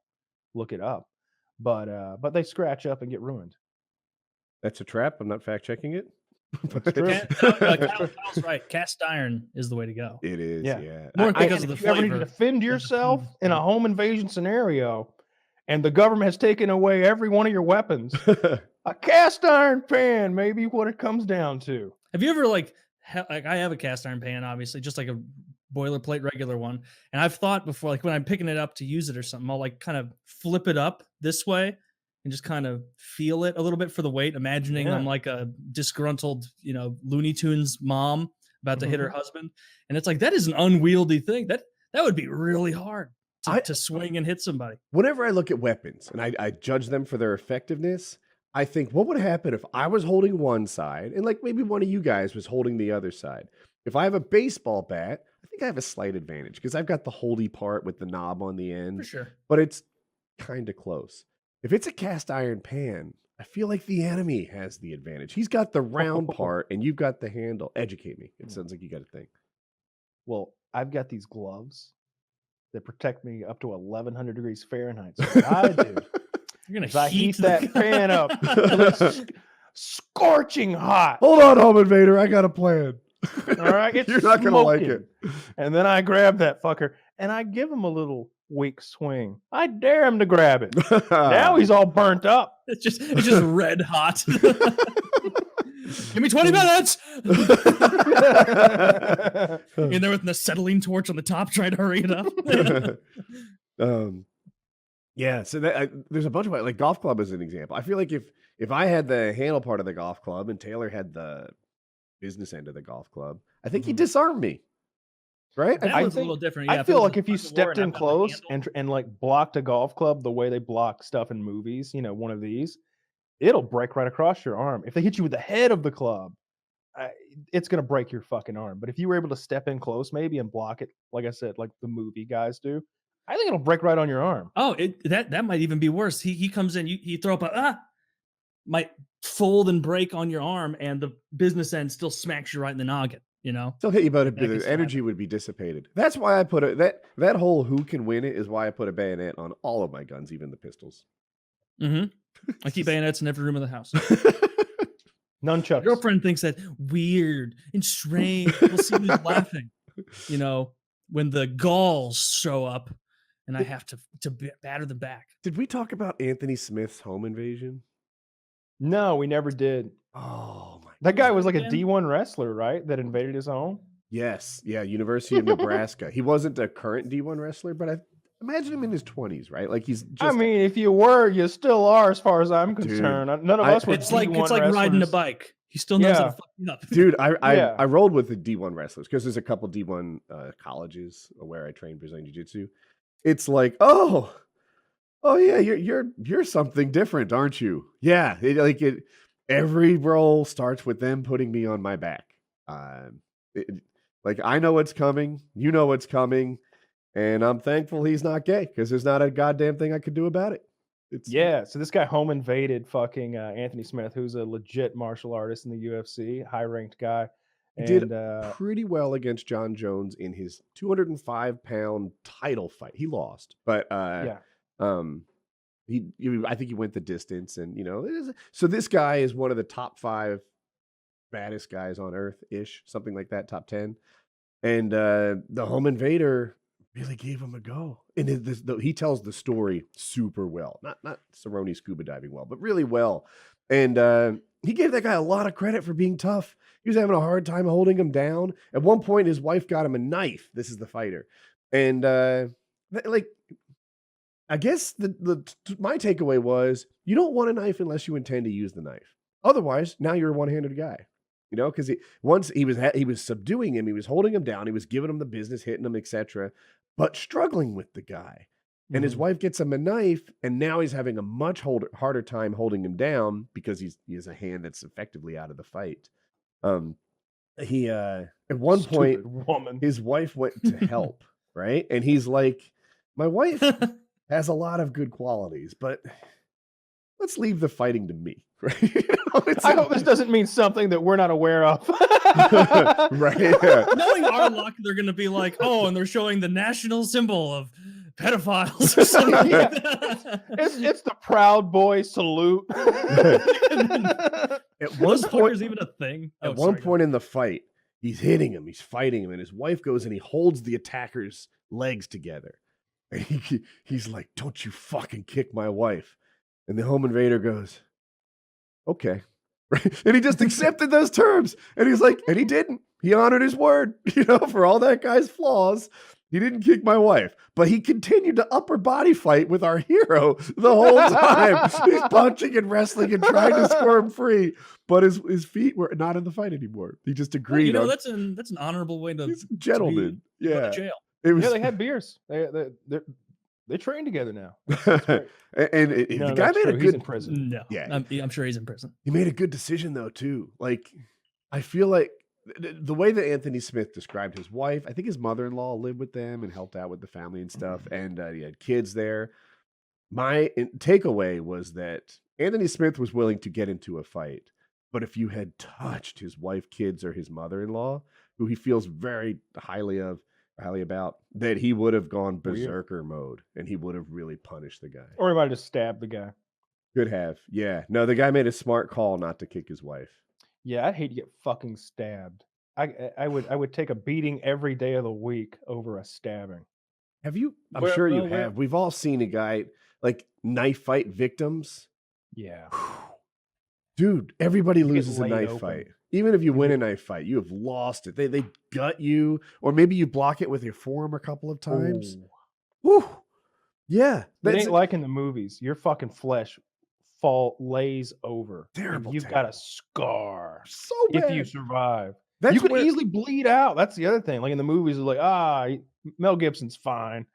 In real life, like you get a nick and you just fucking bleed out right there. You lose if you win a fight and have anything more than like some bruising, it feels like you lost two, right? Bruising we could all deal with. We all know that kind of comes back just like it was before. But if you've got big knife wounds and stuff like that, everybody lost. Yeah. What was that like clip you like?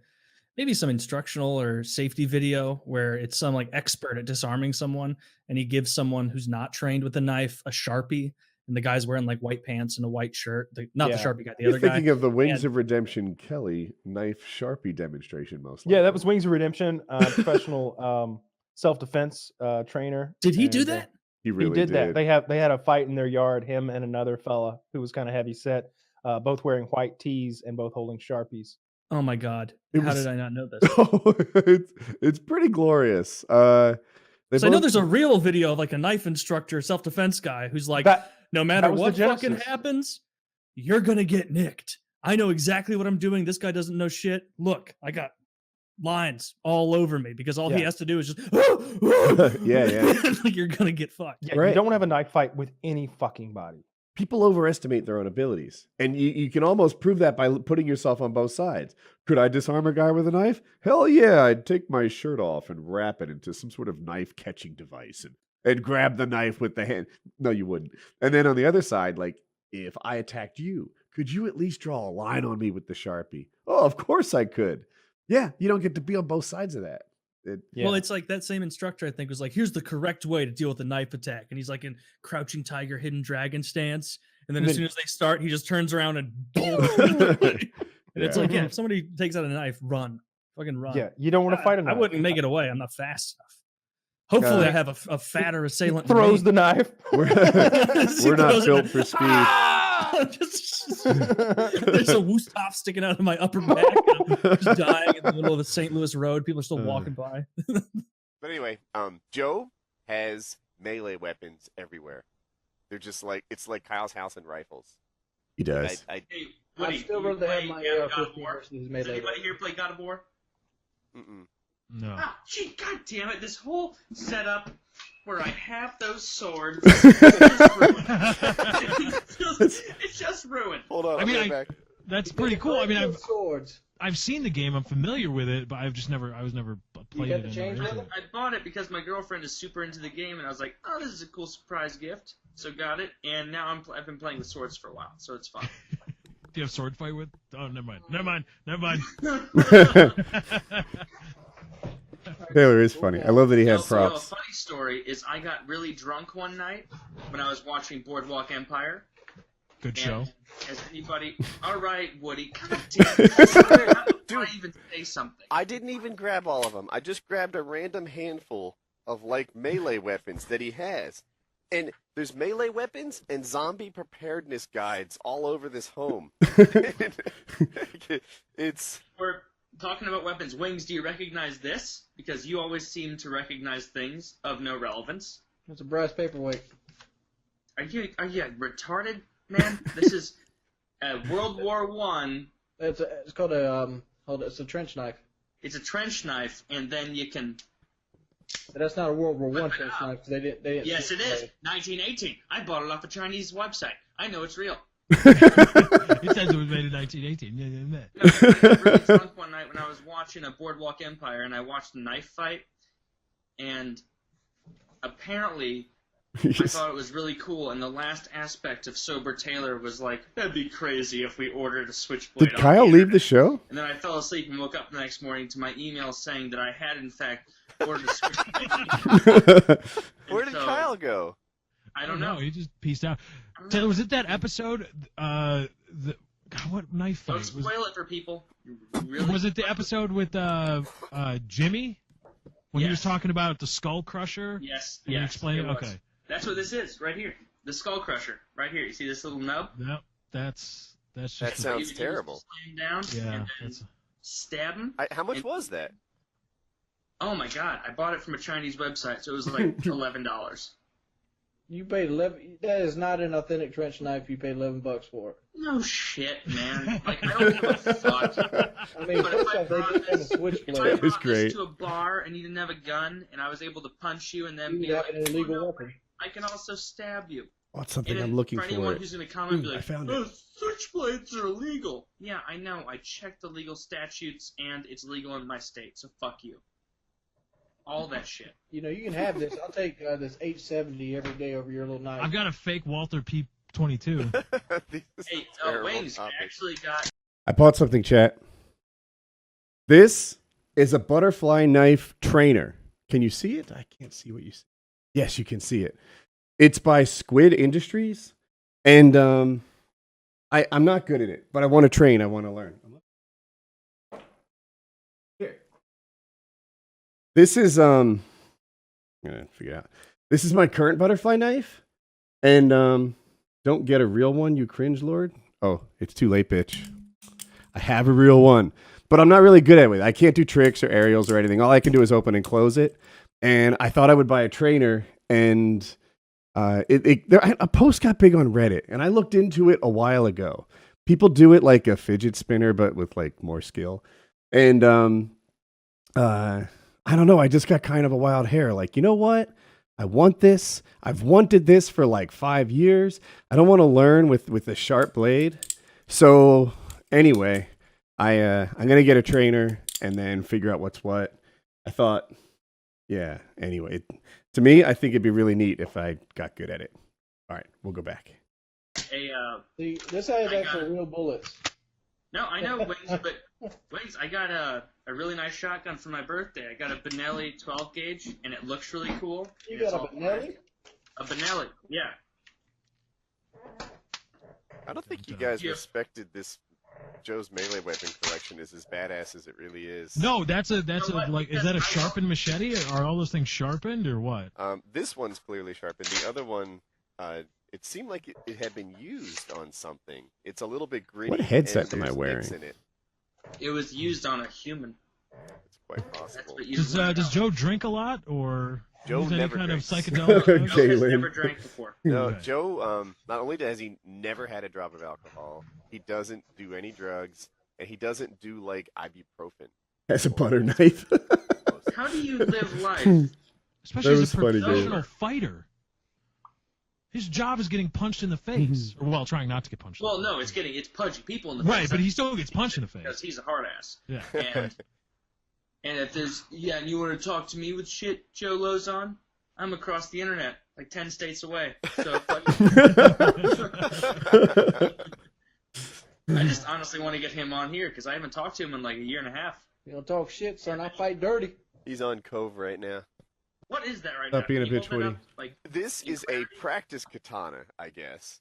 Let me put myself on the main screen. is that metal? I can't see. No, it's not. This way, if it was metal, then you couldn't go at each other full force. As you This might have but worked. These are like some Oh, sort it's of wood. hard plastic. They sounded like wood. I'll get. I thought you I'd be there, able to but I change don't it, think though. They are, and I guess it's so that he and his friends can whack each other with. Does it go up if someone donates? You know, professional Can you please fighters get a- seem to have very gay pastimes.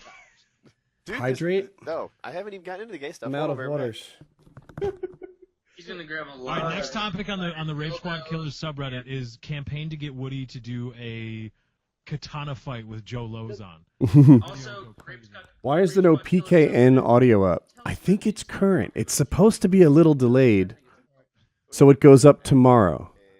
So PKN went out to the Patreons already, and then I think the audio I'll do either Thursday or Saturday. I don't know what's best for PKN, but like the PKN is supposed to be a Patreon thing, so it doesn't go out for free like that day, for example.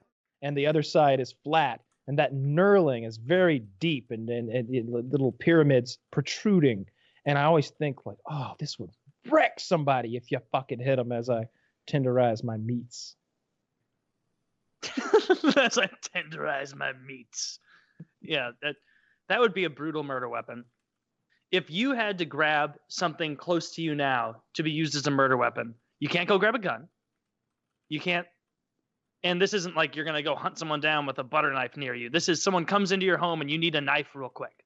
I've got a whole Or I got a 1 liter bottle of Grand Marnier over there. I could crack a skull with that motherfucker. It's thick glass and it's 80% full. I feel like I could really put let me grab it. It's almost within reach. I feel like that's the closest thing that could actually be utilized as an effective weapon. I've got a hockey stick I could use. Ooh, that'd be good. I have a gun. No, but you couldn't grab the gun because it has to be real close to you. Or I guess you probably have your gun real close. Like 10 steps. I've got guns around. Yeah, my gun is 20 steps away. So if they burst in, I'd have to be fast. I have guns in 4 different rooms in this house.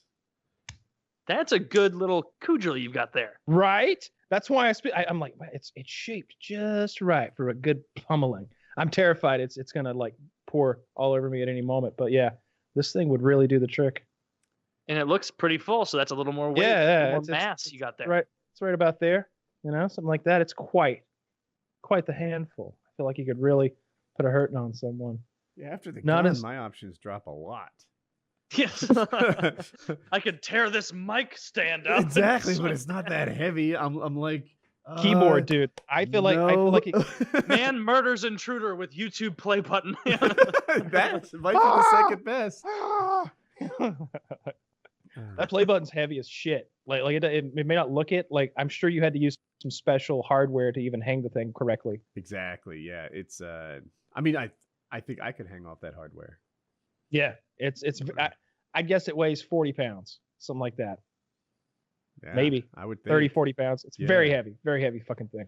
Solid gold. That seems untrue. True. It's 40 pounds of solid gold is worth a bunch. Ah, You're right. YouTube is a multi-billion combination. Yeah, they probably not give that out. much gold to go around. Dude, something about getting assaulted with a non-traditional weapon is even scarier. Like someone Yeah. comes at you with a nail gun, that's scarier than a regular gun. You can't let him get close. You can't let him get close. No, and he's gonna get you, and he's gonna stick your hands to the wall, and then he's. When gonna, you said a non-traditional weapon, what is it called? The one that has a stick, a chain, and then a ball with spikes. A flail.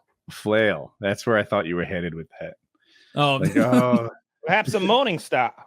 Yes, a morning star, a flail, something like a that. Morning star, the same thing with no chain. A stick with A mace. ball. I believe A mace is a stick with the ball on the end, with a spiky ball. That's star. A morning star is one that, like, I think it's a mace or a flail that has like that ball with all the, like, it looks like a star, like it's got spikes like a star. Isn't it the stick with the chain and the spiky ball? Isn't that? That's what I thought. I thought it was like a He flail. called that a flail. I think it's a different kind of Can we see flail. a picture of a morning star? Yes, let's see, and we'll see who's correct in our medieval history. If he shows the picture of Lucifer, I'll give him 10 points. Is that his nickname? The morning It is. star. Yeah. The morning star. It is. Yeah, that Lucifer. He's a tricky guy, but he makes some compelling points. I want to hear his side of the fucking story, don't you? Me too. That's like one of the biggest parts about the Bible that is a little, and you know what? You can't single out the Bible. Every religious text is like this. They do not give the other side a chance to talk. Rarely. It's a little more Very ambiguous in rarely. Greek and Roman religion, though. I like this graphic. Yeah, the flail weapon is there. It's I a don't know flail what top the center Nag- one. What does that say Nagaika. in the bottom center? Club weapon. Club. Oh, I just those are all club type weapons. This isn't a very specific That's not list. helping It's me. narrowing them down into Oh, but a broad mace categories. on the left is a little enlightening. I didn't know. Mhm. different styles of that's so funny. This is a fucking like a Shutterstock picture. Maces have always appealed to me as like a really interesting weapon to do some real fucking damage. You could hurt yourself. Oh, I kind of like it. I feel like hammers, I like if you're it. a strong person, stronger than me, right? But let's say you're stronger than most of the field, then wouldn't a hammer be a great weapon? And then you're like, well, wait a minute. With a hammer, it's kind of one-sided. Like you need to hit with the head of it. A mace, shucks, you could spin it around your hand, and wherever way you swing it, it's ready to hit something. Hammers were made for armor on armor fights. They were made for crushing armor and piercing it. Whereas, like if you were fighting a lightly armored combatant, someone with chainmail or something, you wouldn't want a hammer. You'd be so slow. You know, you'd want like a spear or maybe a sword and a shield or something. You'd want, but like that hammer is about being able to get through that like armor of the time and like crush a guy's head or dent his thing in so that it crushes his head. Just disable him for the next blow.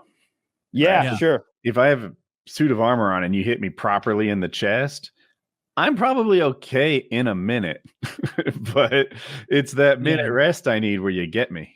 Or they would like they hit you in the chest so hard, and it's not like a movie where it's like the most robust steel ever. Like they would dent the steel in to where like it's pushing into like your you're chest. in the middle of a can and it's been crumpled into you. And so now you're like punctured by the steel that was like So I would or just the metal that flex was my pushed in. pecs and push You just it go, up, yeah. and then you pop it out, and they go, "Wow!" Like when I blow on a water bottle. But really, like you're bleeding from your ear, hallucinating on the ground. If you guys were conscripted into a fiefdom, like a peasant force, and they gave you the option, they're like, what kind of soldier do you want to be? You're the 200th soldier of the day. You get to pick. You get to pick any of these weapons that Zach just pulled up. I mean, you want the bow and arrow every time. Yeah, I'm looking for No, the bow and arrow. no range. No range. You're still a peasant. You're going to be in the front. Sorry to say. So it's going to be in melee. I want the pole arm. I want the longest spear I can get. I want it to be heavy duty and balanced. I want a spear. Flag. I was going to bearer, say drum halberd. hitter? The halberd down there. The halberd seems like it would be because it's long like a spear and you get that axe. So I feel like you could but if someone gets close to you, what do you do? Choke up on it real quick? Like I don't know. And they're not I think the halberd's a strong person's weapon, so it might suit you, Taylor. I feel like that would keep me the safest. That or the pole arm. I think you're right. You want to poke. And I'm going to take that ring sword too. That ring sword. I want to see somebody The ring use a sword, too. fucking ring sword. What the hell? I'm bringing. You just that keep ring grabbing sword. it. Ah! Who the fuck is picking the fucking Wolverine claws down there? The goddamn Qatar. That's so the stupid. Qatar. Yeah, that looks dumb. I think I'm most deadly with Sai. Definitely not Sai. Or I was looking at the Sai. I feel like I could capture a swing with it. You know, like if a foot soldier. You know, Shredder's in town. You got to take him down. If you were to swing at me with the sickle or something, I might be able to use the side defensively. It has that like U-shaped thing on it. I don't know. You're gonna try to catch my blade with the pummel of your fucking side. Well, if it hits my blade, it's gonna slide into that, right? Like, yeah.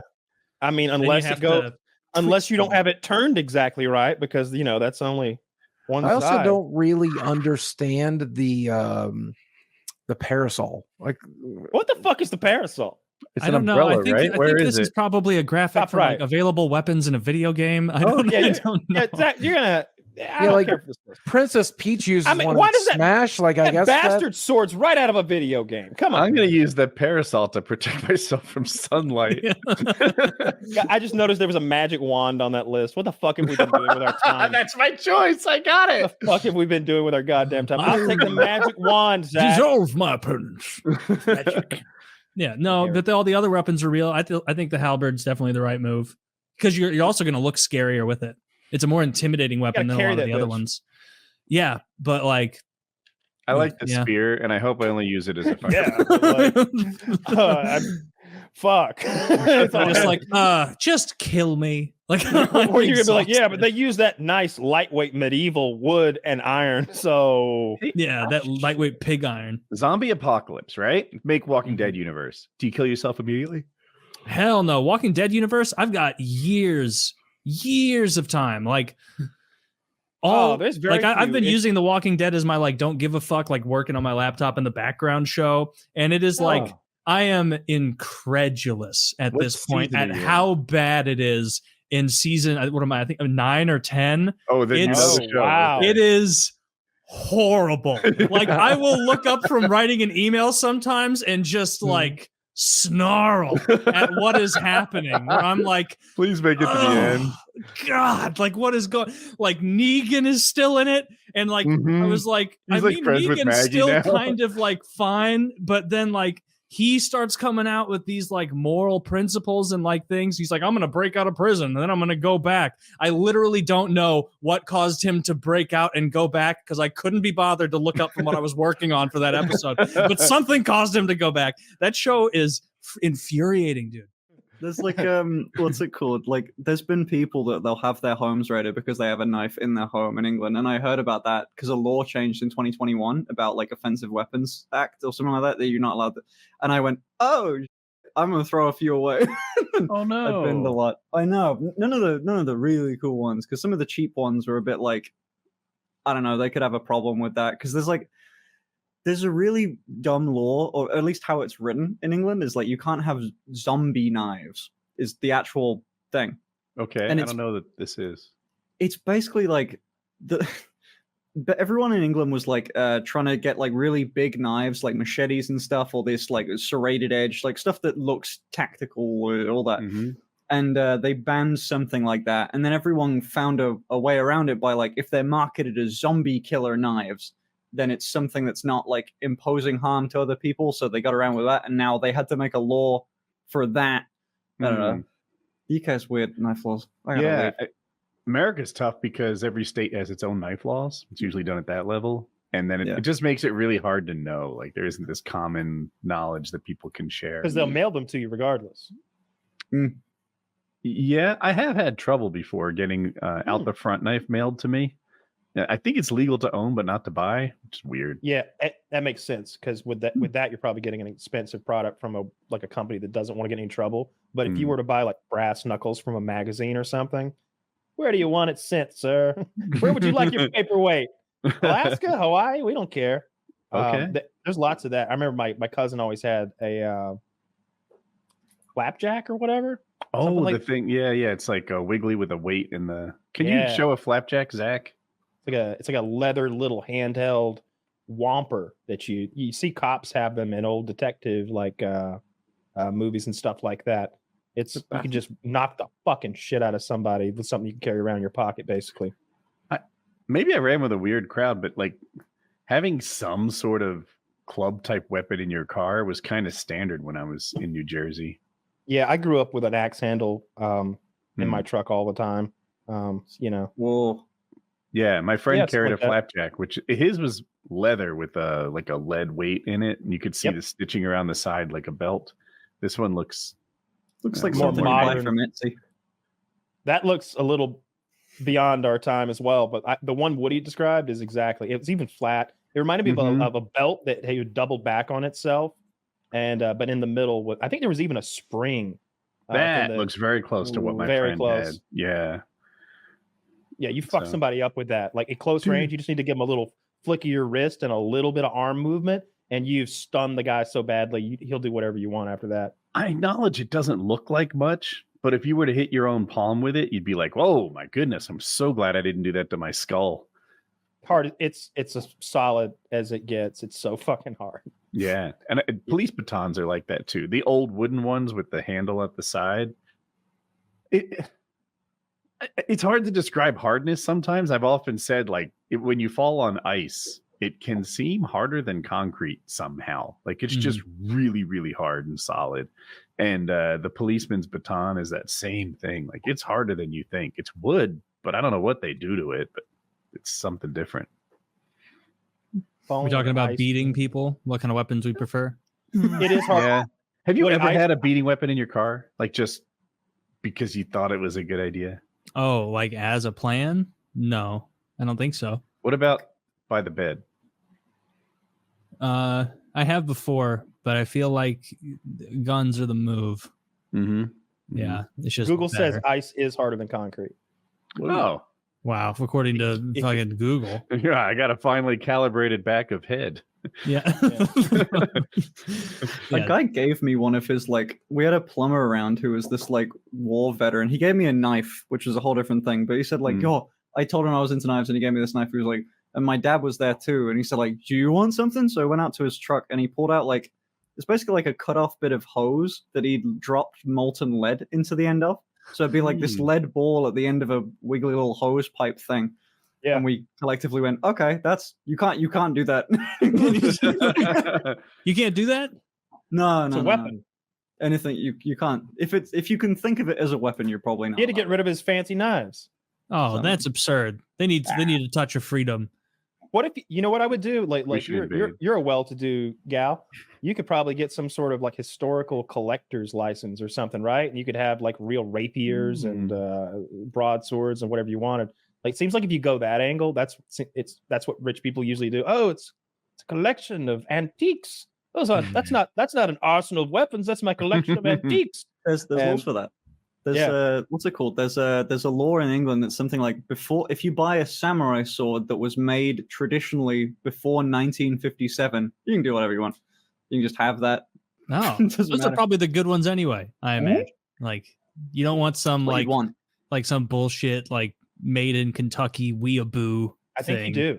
I genuinely like I've done no research into this, but my understanding is that the reason they folded that Japanese steel so many times, we folded 1,000 times. Wow, it must be so pure now. Yeah, it is because they started with like shitty ore, like they were trying to get the impurities out of their shitty ore, but with like European iron ore, like it's not necessary to fold it that many times. I read that anyway, but I don't want that katana anyway. That's man, you look like a loser with that katana, dude. You know it's true.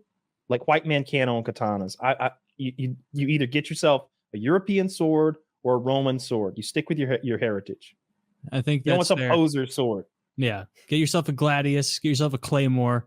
Something big. Maybe a Confederate like sword, like what they have. Yeah, they probably had a saber, maybe because you ride like a cavalryman's saber. Ooh, he's got. Or you could get Sting. Yeah. Is that a gladius? That's Sting. That is Sting. That is Frodo's sword. Yeah. And Bilbo's before him. That's awesome. I love that you have that right there. I know. It glows blue when orcs are near. Does it have anything glowy about it? No, sadly. I got the ring in that, and it's pretty cool. That's sick. Don't stop there. It's cool.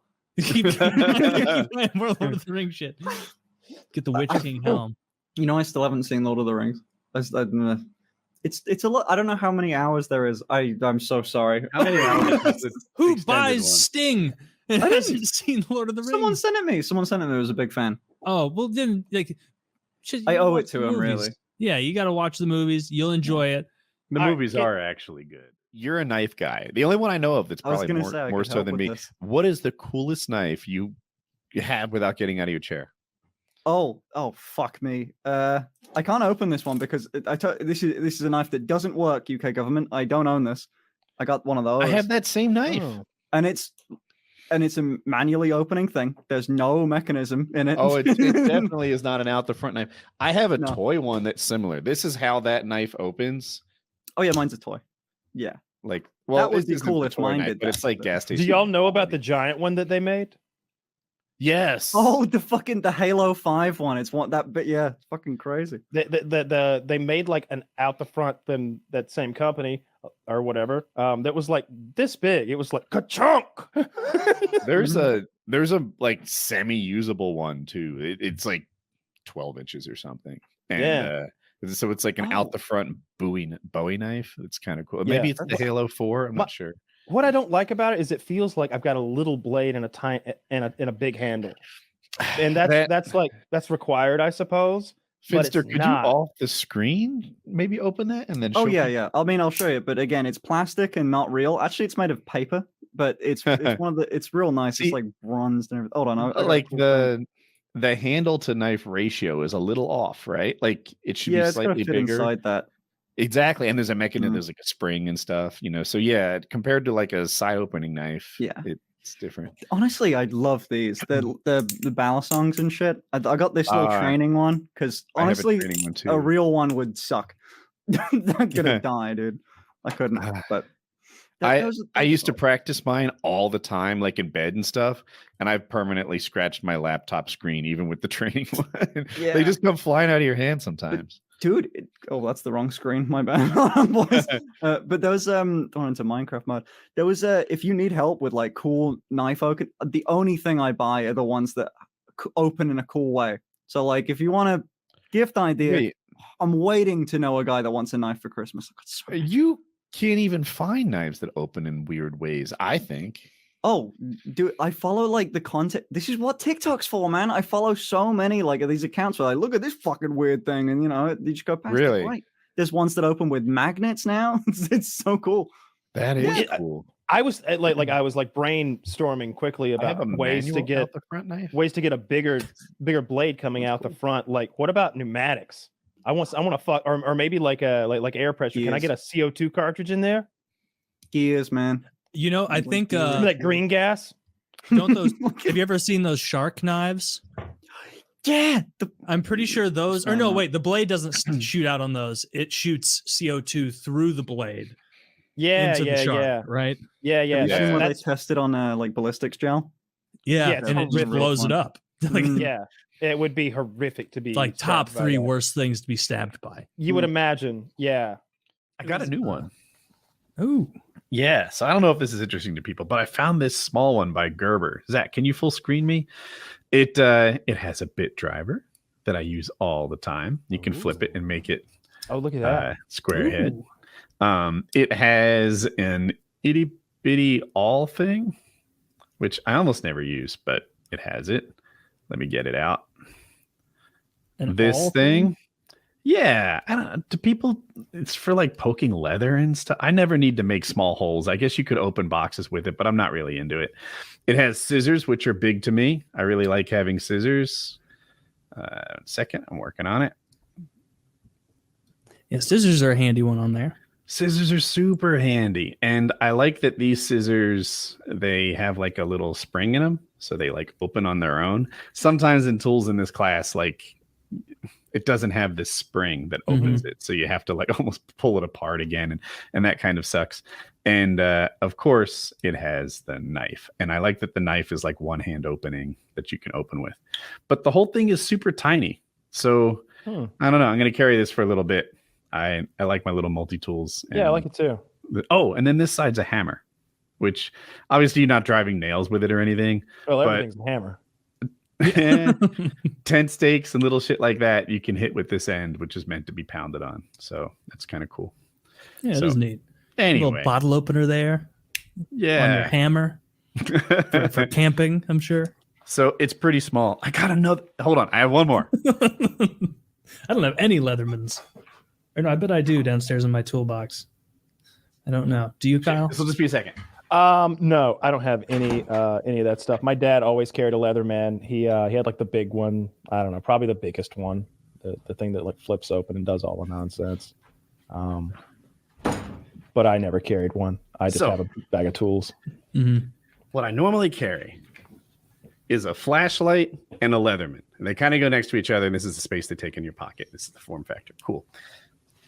This one is different. It's long and it's thin.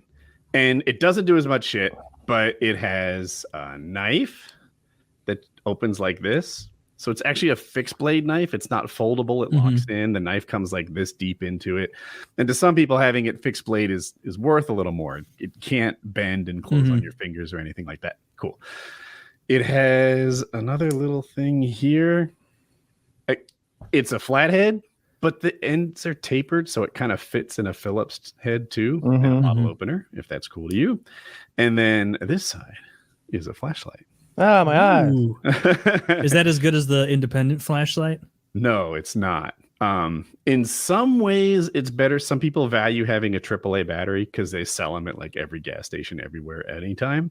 Whereas my other one is a rechargeable like USB cord that you need to have with a little magnet. Like if you don't bring the charger, you're kind of fucked. Whereas this one, you can always, buy a new battery.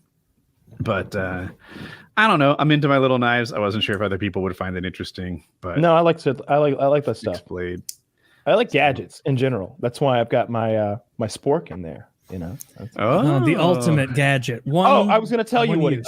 I was on one of those MRE websites, and they make special sporks and spoons that are extra long for going down in those pouches. Are they $30? Oh, he's got him one. Like he went. He's got himself a fancy spoon. Look at this. Oh yeah. You guys both have fancy sporks. I bet he's got something out of the unique loop here. Fancy sporks. He carved his from a piece of birch. Is it in here? It's like when Homer got that limb that had been hit by lightning and made the bat. Yeah. So it stores tiny. Oh my god. But quick little assembly process. Yeah, we'll screw each end together. And I have ends together. Oh my! Can you tell how long this is? It looks a sizable spoon. It looks 2 feet long. This is a very long. There's no, and you can go into the MRE pouch and not get it all over your fingers and knuckles. Are there like tangs on that? It looks just like a spoon. It is a spoon. It's a spoon. But that's what you need for your pad thai rehydrated bullshit meal you're eating that only tastes good because you're at a campfire. But this is a long thing, and you can keep your knuckles and fingers clean while you dig it out of the pouch. Never tried an MRE. I imagine they're very salty. So he called it an MRE, but I'm actually talking about like a dehydrated. Oh, okay. Basically, you add water to pad thai, and it turns into something resembling pad thai. I've been waiting for a no guest episode to show my Christmas present for 2 months now. Let's do it. Zach, can I have the camera? Hey, he did it. He did it. This is what I got for Christmas. It is a box. I asked her like, hey, I have all these knives to store and such. And I was like, I want, think jewelry box, think something that's sort of easy to open and close. And like, as opposed to on the wall that I can actually get my stuff out. And this is what she got. Nice. Check this out. The spline joinery. It's well made. The glass top. See, look at that. It's constructed. Oh. Looks great. Yeah, it was a really good present. And those are joinery. Those are more the collector enjoyer knives, not really daily or often use. It was kind of the point was, so online, people like wake up in the morning and decide how they're going to do their everyday carry. They're like, all right, today I think I'll grab this little guy because I'm wearing fancy pants, or I've got my skinny jeans on. Today is a construction day. I'm going to grab this bigger, hardier multi-tool or whatever. And my multi-tools are like buried in junk drawers. And I'm like, I think I even, some of the new ones like this one, I have duplicates of because I didn't know I had it already. We have a storage problem. So I was like, it's not that they're necessarily storage or like, I just wanted them available. I want to be able to see what I have. If you're gonna cut somebody, you want to be able to get at the right tool. Are you keeping it like on your nightstand or in your dresser. bathroom or your dresser? Yeah, it's on my dresser. Yeah, and I don't change my tools that much, but I like that I can.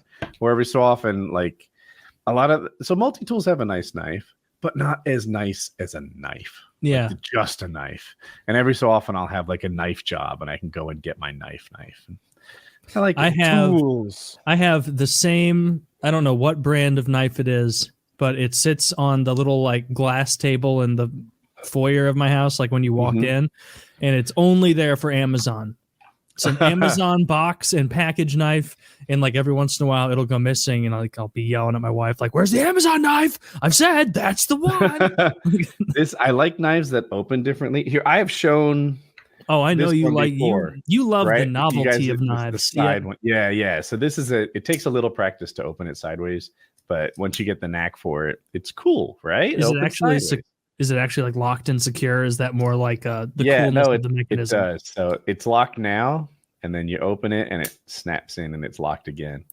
To unlock it. Glad you didn't cut yourself. Me too. Yeah, shit happens. But that's more of a fun one, right? You sort of well, I mean, it's a working knife, but I will agree that it's not like the most practical way to open it. Oh, I know. I just mean like no shame or anything. I was just like, it's neat that like it's got a cool mechanism, a unique one. That looks more. Is that a pen too? So it is a flashlight. Oh, nice. And it up here you have a little screwdriver, but what's cool is it opens this way. That opens and closes. So what's that called? A full tang, right? It goes all the way through the initial handle, so it's more secure. Is that right? Yeah, it is. It is a full tang knife. Wow, look at you. So anyway, I really just bought it because it's different than my other ones, and I get sucked into knives that have like a different. That is like that knife you just held up and we're messing with is the ultimate get through airport security with a knife.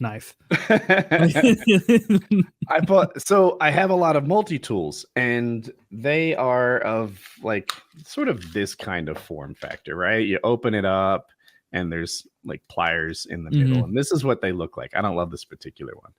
But and then the knives, sometimes the knives are on the inside, so you have to open it first, which isn't my favorite.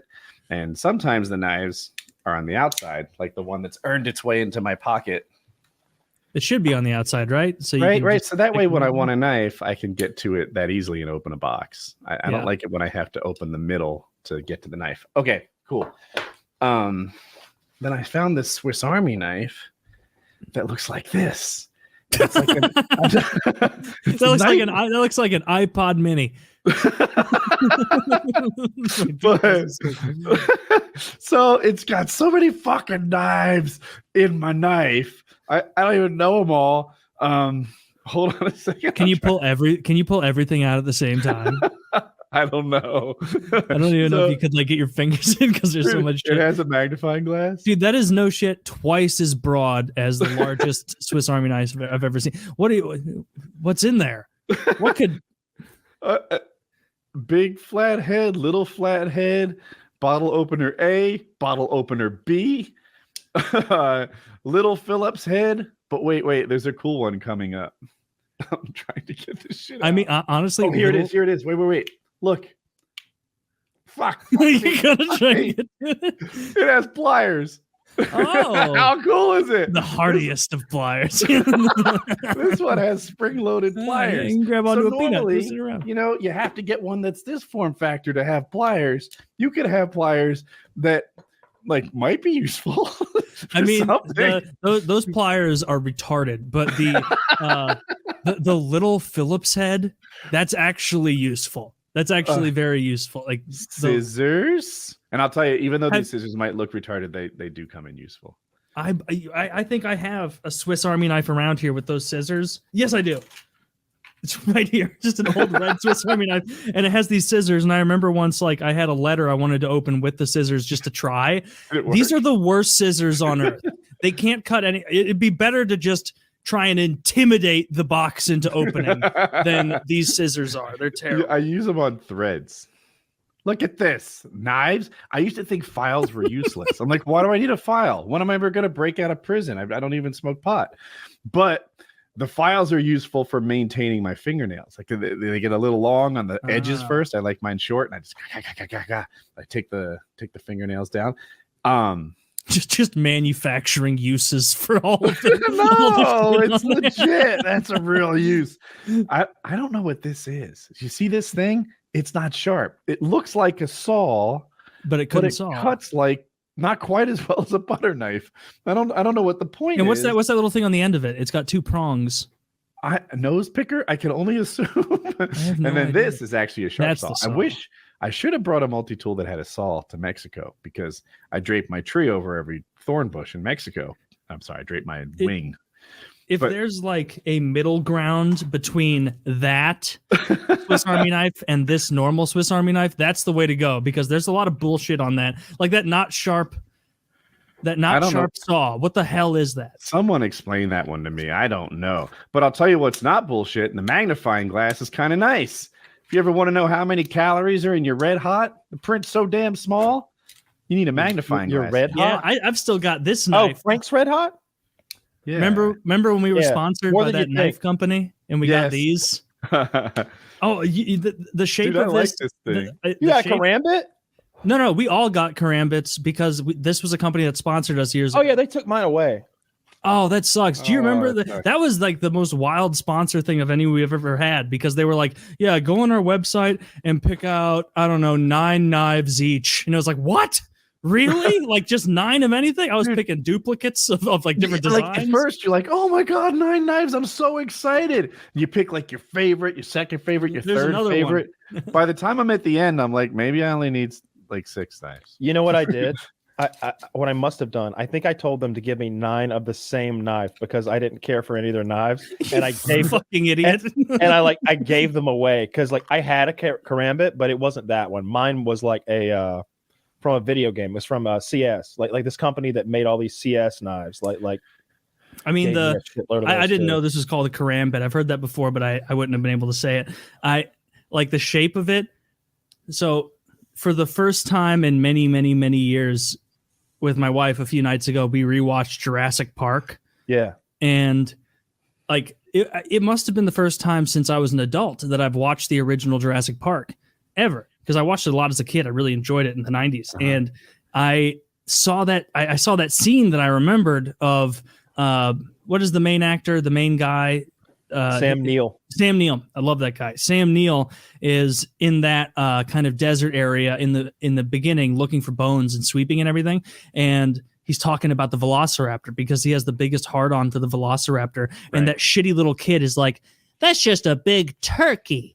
And then like, I used to think that Sam Neill going over there with the raptor claw and like scaring that kid was like cool. And then I rewatched it as an adult and was like, going over to a child talking about dinosaurs and being like, you know what this thing would fucking do to you? It would tear you open. It'd spill your intestines out. He said that. He said, this would spill your intestines out. This would fuck you up so much, you little bitch. It'd make you wish I would rape you. Handle on that. Is it around your finger sideways? I was holding it like the handles raptor here. Claw. I was that's what Sam Neill did. Yeah. That's my wedding ring. Yeah. I was trying to hold it like the raptor claw, but like watching that as an adult, I'm like, man, that is really not a chill way to handle it. Like actively threatening a child. Knuckles around the side too. Can I show you one more? Yeah. I'm excited. Can I, quickly about Jurassic Park. That scene's important because it's about his character's growth, right? Sam Neill in the beginning is the type of guy who threatens children and frightens them. Yes. At the end, he has a child under each arm and he's protecting them, right? I understand the character development. It's just funny to start from such a horrible space. I love it. As threatening to debowel a child. Disembowel. Oof, All right. look that one up. I don't think Taylor's pro disemboweling children like he should be. I should be. See those knives, Woody. On board. Yeah. This one, Taylor said that's the ultimate get through airport security. This is the ultimate. Look, it has pliers. You can see that. The Dinklage special. What are you gonna sneak on the plane and fix their seat? You don't know what you'll need to fix. That's the point of everyday carry. You got an extra thread on your sweater? Huh? I got scissors for you, bitch. That's my nipple. Oh God. And then there's one more thing. You mean I don't have to just pull on threads until my sweater dissolves I around have me? a file and a screwdriver for your fingernails and your screwing needs. And then last but not least, I have a little in here. Tweezers. Huh? Okay, I actually like that. That's a good splinter solution. It is. Oh, it's a half decent splinter solution. But the point is, there's no knife on this. You can keep this in your pocket on the airplane. I want to know what is back your. or I'll pinch the shit out of you. It'll make a blood blister like you couldn't believe. We must return to Burbank. He has scissors.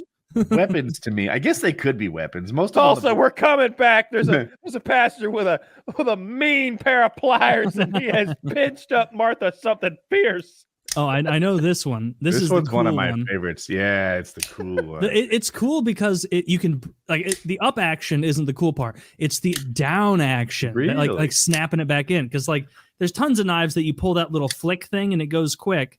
Yeah, but the down back part, like a lightsaber, is very cool. Oh shit! What is I want to know what's the most expensive knife you have? It might be this one. I think it was 400 something. Oh shit! Do you use it often, or is it just a fun novelty? I almost never use it. So like Dirty has my address because he had to mail me. Yeah, because you made a bad decision. That fired him up. And he was telling me like this is like he was telling me a couple weeks ago. He's like, oh yeah, we were going to mail you. We were all going to chip in and mail you a batleth for Christmas, but somebody said you'd be mad if we mailed it to you. A bat? Well, a bat? I'm not sure. So the batleth is a Klingon weapon, and it's pretty cool. It's like a big arch thing. It would be like broader than even your shoulders, Taylor. It's a big, but I don't know if you can mail one to Kyle. I'm not. Yeah, I can. I can have blades now and black. Okay. What'd you say after I can have blades now? I think I've seen these things. Sure. These are cool, more or less. In any case, they were like, oh yeah, we're gonna mail you one, but somebody said you'd be mad if we mailed you something. I was like, you're going to send me a $600 Star Trek sword and you thought I'd be mad. If you want to make someone mad, send it to me to forward to him. Yeah. That would be a bad idea. That would actually make me upset. No, that batleth looked cool. I literally said a year ago when I was still on probation, hey, next Christmas, batleth. Anybody's listening. Did get a batleth. Nobody gave me a fucking batleth. It's been a while. I mean, you talk about on Christmas not even like giving gifts to like parents like back and forth. Like you just don't do it. Right? No, I don't. No. I didn't expect them to get me a batleth. Oh, there's a lot of different batleths. There's not just one. Yeah, I want the good one. It's like $500 or $600. Are you on Etsy? Get the no, I'm on Google image search. Yeah, so I don't like this one. So see this shiny one? That's bullshit. No Klingon warrior would go into battle with that gaudy piece of shit. To even put it on the screen, Zach, take it off. Take it off. And that blade is clearly not sharp. That I'm joking. only some kind of Cardassian patak would go into battle with that. Okay, Kyle, you send a link of one that you would think was tight, and then he'll put it up there. There's one on Etsy that I saw before that looks pretty good. Would you sharpen it and practice? Oh, you definitely want it sharp. Oh, yeah. See, that $180 one doesn't look too bad, but it's $180, so that's kind of a turn off. Is fighting like this? You should charge more, you know. So you're grabbing both of the far sides, not the middle side. But sometimes you go single-handed. But I imagine that like then you're like blocking, and then you swing it out with the or like some of those. You know, where you like whip the bottom over. A little uppercut blade. Yeah, lots of uppercuts. Yeah. You know how I know that's not a great weapon is because the rest of the world converged on swords independently. Well, they also the entire world realized swords were better on their own. Well, there's also spears and pole axes and hammers and all sorts of other things. What's the name of that military that had a lot of success with the batleth? Well, there's a lot of those big curvy blades, right? That's kind of cool. Yeah, scimitar is a type of sword. Yeah. Yeah. The scimitar? Yeah. How do you See, spell that? these No, things but they're not you- practical. he- Kyle, if you want to he- be practical, you need to First of all, become a Taylor- weeb and get a katana. First of all, Taylor, it's pronounced senator, and each state has two. I got my birthday gift from my executive vice president the other day, and I'm fucking loving it. She got me a SOG. What is this thing? Fat cat. You got a vice president now? He is an I got- executive vice president. Executive vice president. It's the SOG Fat Cat. It's a folding knife made by SOG, and this thing is it's Japanese steel of some kind and VG10 steel. I don't know. Wait up. Why haven't I got a job yet? What the fuck? Oh my god, I had so many people fucking coming at me like my family were like, why didn't I get a job? Why didn't I get this job? I thought her title was princess. It's not. No, absolutely not. No. All right. Now I people got a good idea who the VP is, but What was it? Oh, I actually knew about that knife. I've seen pictures of it a couple weeks ago, but I kept the secret.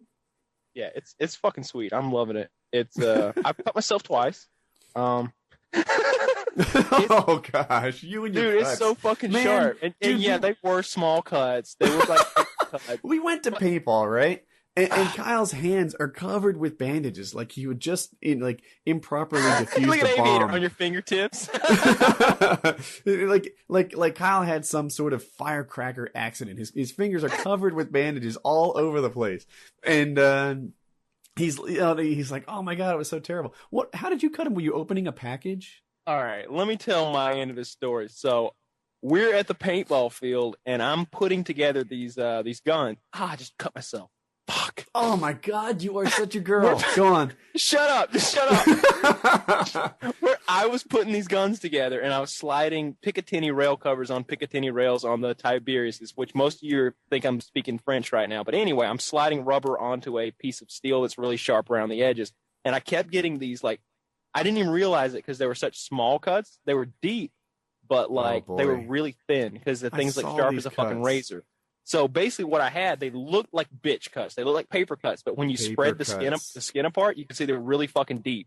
And my palms were full of blood by the time I was done.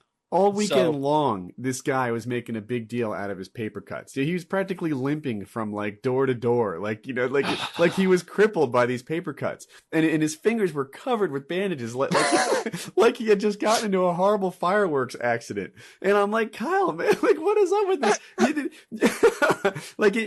You're a man, right? Now everyone experiences pain, but you get to choose how you react I'm to tired pain. of hearing that shit from you.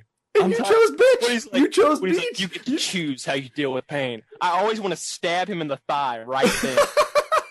And I want to hear him just and be like, whoa, you choose to go the bitch way, huh? No, all right. Oh look, my god. It All wasn't a weekend matter of me long. being a bitch. It was a matter of me knowing that I was going to be working, putting stuff together the whole weekend and playing paintball and doing stuff with my hands. And I wanted them to heal together so that every time I did something, it wasn't painful. All right, that's all. And I don't want to get any infections in my fingertips because they're expensive. Sounds like somebody's a sissy. Oh man! All right, this is bullshit.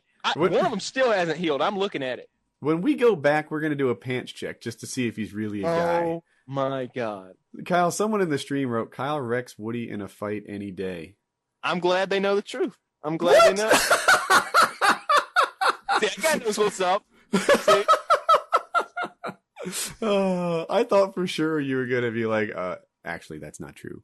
But no, I wish that I knew what. First, all right, like we was. Oh my god, I'm FDS. In real life fights, knives find their way into rib cages. No, Woody's gonna beat me 999 times out of 1,000. That the one time is how somehow I magically get his foot like I did when we were fighting in the hotel room, and I bite a toe off, and he just. I think if I'd bitten one of his toes off, that would have been the end of the game right there. And I was considering it. We were tied in a knot, and I had his foot, and I go, I got his foot. What do I do with it though? and I kind of leaned for it, like I was gonna bite it, but then I was like, nah, that's weird, and so I didn't bite it. But I was thinking about biting it. Not at my house. I have a 22 that I can shoot because it's quiet. No one notices. But it's just a thing. I mean, like that. What side effect is it? Oh, you know my name. Hi. Don't give a fuck. Yeah, I guess. There's always this. Revolver, huh? If you really wanna. I don't have a revolver. All I have are semi-auto pistols. I bought a revolver a couple days ago. I like it. Did you? I mean, like, if somebody came to my house with the intention of harming me, I got ways to handle that. But I found the times. Most Most go of the ahead. You people that talk. show up to your house are there to be like just to hang out with you. You had a lot of people showed up at your house. I've had a few people show up to my house. Nothing's more reliable than a revolver. Most of the people show up, or they usually ask on Twitter if they can come by, and like, sure, come on by. If you're on Kyle's Christmas list, this is the kind of stuff you get. Oh, I love my this knife. thing. I'm so in love with this knife, man. This thing it's hardcore. I went and like looked it up. It's the SEAL Team Elite model. If you guys, I don't know if it'll focus on. Okay. It's not focusing. I think sharp as a razor too. I killed a man with that knife before I gave it to him. I choose to believe that's true. That knife might not look it, but that knife is really heavy too on the blade. It is heavy. It is incredibly well built. You can just hold It's balanced too. This is a really cool knife, and it's like it's the only knife I have that's this badass. I have some other knives I've had for a long time. It's not my only quality knife, but it is. If I was in a knife Why fight, does yours have a this red is the tip one on I'd it? pick. That's some of the blood from the guy I killed. Yeah, did we not just cover that? It must have been something I used it for. Oh, you know what I bet it is? I think I was opening red shotgun shells with it to get like the beads and the powder out. That's not something you do with a quality knife. I won't hurt it. On that, it probably won't hurt. And the other thing is like I am actually from my woodworking days really good at sharpening. Like I'm one of those people. That's something I've always wanted to learn how to do. Yeah. I can put a decent edge on a blade, but I can't put one that if I was in a situation where I had to depend on my edge, I wouldn't feel safe on it. In woodworking, your chisels and hand planes need to be sharp to get like those nice curly shavings, the ones that you can see through. And I had to pick up the skill, so I could fix it. Nice. And do it. It's a UFC fight, right? When we go to the crowd and watch the UFC fights, it's always underwhelming. Never again. You can't see anything. You can offer to fly me to Vegas and put me in that $500 seat, and I would turn you down. I would say, no, I'm going to watch my 75-inch fucking 4K TV and have my snacks and my toilet 8 steps away. That's what's happening. And as soon as the fight's over, soon as the fight's over, I'm going right to my bed that's 20 steps away. like fuck those UFC in events. particular, because you watch through a cage, it's really hard to see. But at home you see the good video, the good audio. You've got Joe Rogan telling you what he's seeing. He spots injuries and things that I don't on my own. He's really good at his job. But yeah, so if you wanted to teach 1,000 people about your product and you're trying to do that in a stadium, it sucks. Yeah, So I think they that's need to have the kind of fighters down in a hole and us up above them like a pit gladiatorial fight. like a Yes. gladiatorial arena. Like that's why those worked. They should implement swords too and loincloths. Look, there's already that like night versus night combat, and I would go to see. And the way they do that, they have a ring, and it's in the bottom of like a bowl, and everybody's sitting on the grass and like sitting on towels and shit and cheering, and those guys get down. They fuck each other up. Those are the toughest autistic people on earth. Sword and shield, and they're all named like Thor Bjornsson or some nonsense. They take that helmet off, and it's a Nordic fucking god who's in there. He's like, "This is what I was born to do." Those are the kind of punching guys with who the are like, shield. punching with their shield or their gauntlet. They got a big broadsword. They're swinging and hitting each other. And those You are ever the see same the head guys who are kick? like, afterward, to be like, "You guys want to go to a bar?" And they'd go there and be like, "Hey, you should go talk to that girl." And they'd be like, "What are you, crazy? No." You're so They wrong got about this. contusions on their head. These are alpha males in like Nordic countries. These guys are hard fucking core. I'm thinking Have of you the ever LARPing seen? thing. No, you're thinking of You've never seen what I'm talking about. This is, I think it's called like heavy metal combat or something. They dress up as knights and they fight until there's a knockout. It's like mixed martial arts with shield and sword. I did a little of what Taylor did. I thought they were the toughest LARPers, though. Like, my first year at Cisco, the IT department threw on these carnival game things, right? And there were athletic competitions. Like there was a potato sack jumping thing. There was boxing. There was a climbing thing. A couple different things. Oh my God. I was a man amongst children in this thing. I won. There were like 8 events. Eat my dust, Patel. Dude, there were like 8 events. Maybe 250 competitors. I got 7 first places and a something else, like a third. It was fucking ridiculous. Woody, you're ruining the fun for the I swear to God, this is true. It was my first year there. I was 26. I wrecked everyone in boxing. Like, you know, so it was like an NCAA. The gloves were giant. They were like, you know, like sock and boppers. Yeah. But these people didn't understand the very basics of like look for an opening and hit the guy in the face. They were just like, I don't know, windmilling or something. And so people who Deborah from accounting took quite the pummeling that people who got like knocked out were like, Woody, I want to try you. I want to try you.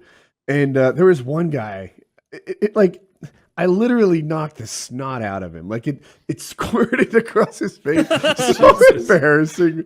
And after a while, I was like, there's no reason for me to keep. Is there no one else? Is there no one else? You are looking at the baddest man in East Coast Cisco IT right here. East Coast Cisco. He throws his gloves at the HR department. Kyle, a way to tell if these guys are as tough as you're saying is if you go up to them in the middle of the competition or as they're getting there and you go, hey man, what's your name? If they go, Ted, that guy's tough. If they go, I am Thurman, Lord of the Seven Kingdoms, it's like, all right, this guy. None of these guys are Icelandic and shit. I'm telling you, these guys are from Nordic countries. Do they have made up characters or are they just coming there to beat No, each other up? you're completely misunderstanding what this is about. This is a combat sport, shield and sword. It is not for silliness. Are you sure they didn't evolve like from pretending LARPing? to be wizards and stuff. Are these people who just get a little too out of control in LARPing and get sent into the corner? I feel like you're either mocking me or you're very ignorant about what I'm describing right now. I'm leaning toward the mockery. No, it's not mocking you. I'm really not. It's called like Full Metal Combat or something. I've seen it, and they're totally badass. But I always kind of projected they rose out of the LARPing community. Full contact sword fighting. Like they're outrageous. See, that sounds cooler than like pretending to cast spells in a local park after you get a permit. And by the way, I've seen what Kyle's showing or about to show. It turns out the punching and the shield hitting is the really ruthless thing. The swords don't do much. Yeah, they're on like plate armor. I think we've watched something about I feel like if I had 2 hockey goalie blockers and no sword, I might be even better than a blocker and a sword. And in full goalie full outfit. You're in skates. They're waddling. It's waddling. Yeah, there's some sort of like drum music or something, so maybe you should mute it. Okay. It's like everything. But I'm queued at 0. Ready? I'm ready. Set. I think I went too fast. Richard, are you ready? I'm ready. Ready, set, play. I already didn't mute it. Oh, dent in the fucker's helmet. Oh yeah, the dent is awesome, but it didn't do much. This is my new helm. Just wait. Okay, I'm cooking here. I'm feeling wrong. Ooh. I want to watch a little more. Tell me if you think the swords or the shields are the bigger weapon. The shield. Yeah. The shield because they're so close. Yeah.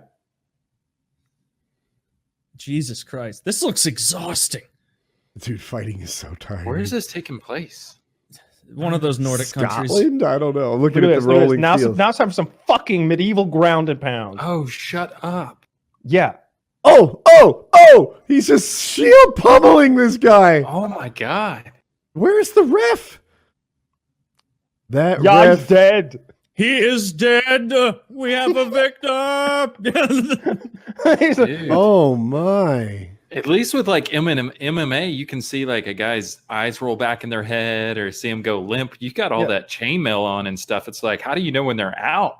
The ref's job is a little tougher. I wonder if he was... keep watching. This guy's gonna look. This guy's bloodied from that single shield punch he took. Wow. And he's the winner. This guy's not getting up at the end of the video. He's still going to be down. Ooh. Yeah, I wouldn't want to participate in this sport. No, it's not fucking LARPing. It's scary combat with swords and shields. There's just some random guy with a yarmulke popping in at the end. What the hell's? Oh, they killed him at the end. That's why they cut the camera off. I can't get away from the idea that people are LARPing, right? Some guys are over there, Drake, lightning strike, lightning strike, lightning strike. But Bjorn and Maxim, they get too violent. You're going to do your own thing over there. I feel like that's the genesis of this. That would be a great like Saturday Night Live bit or something where like the LARPer accidentally ends up at this place.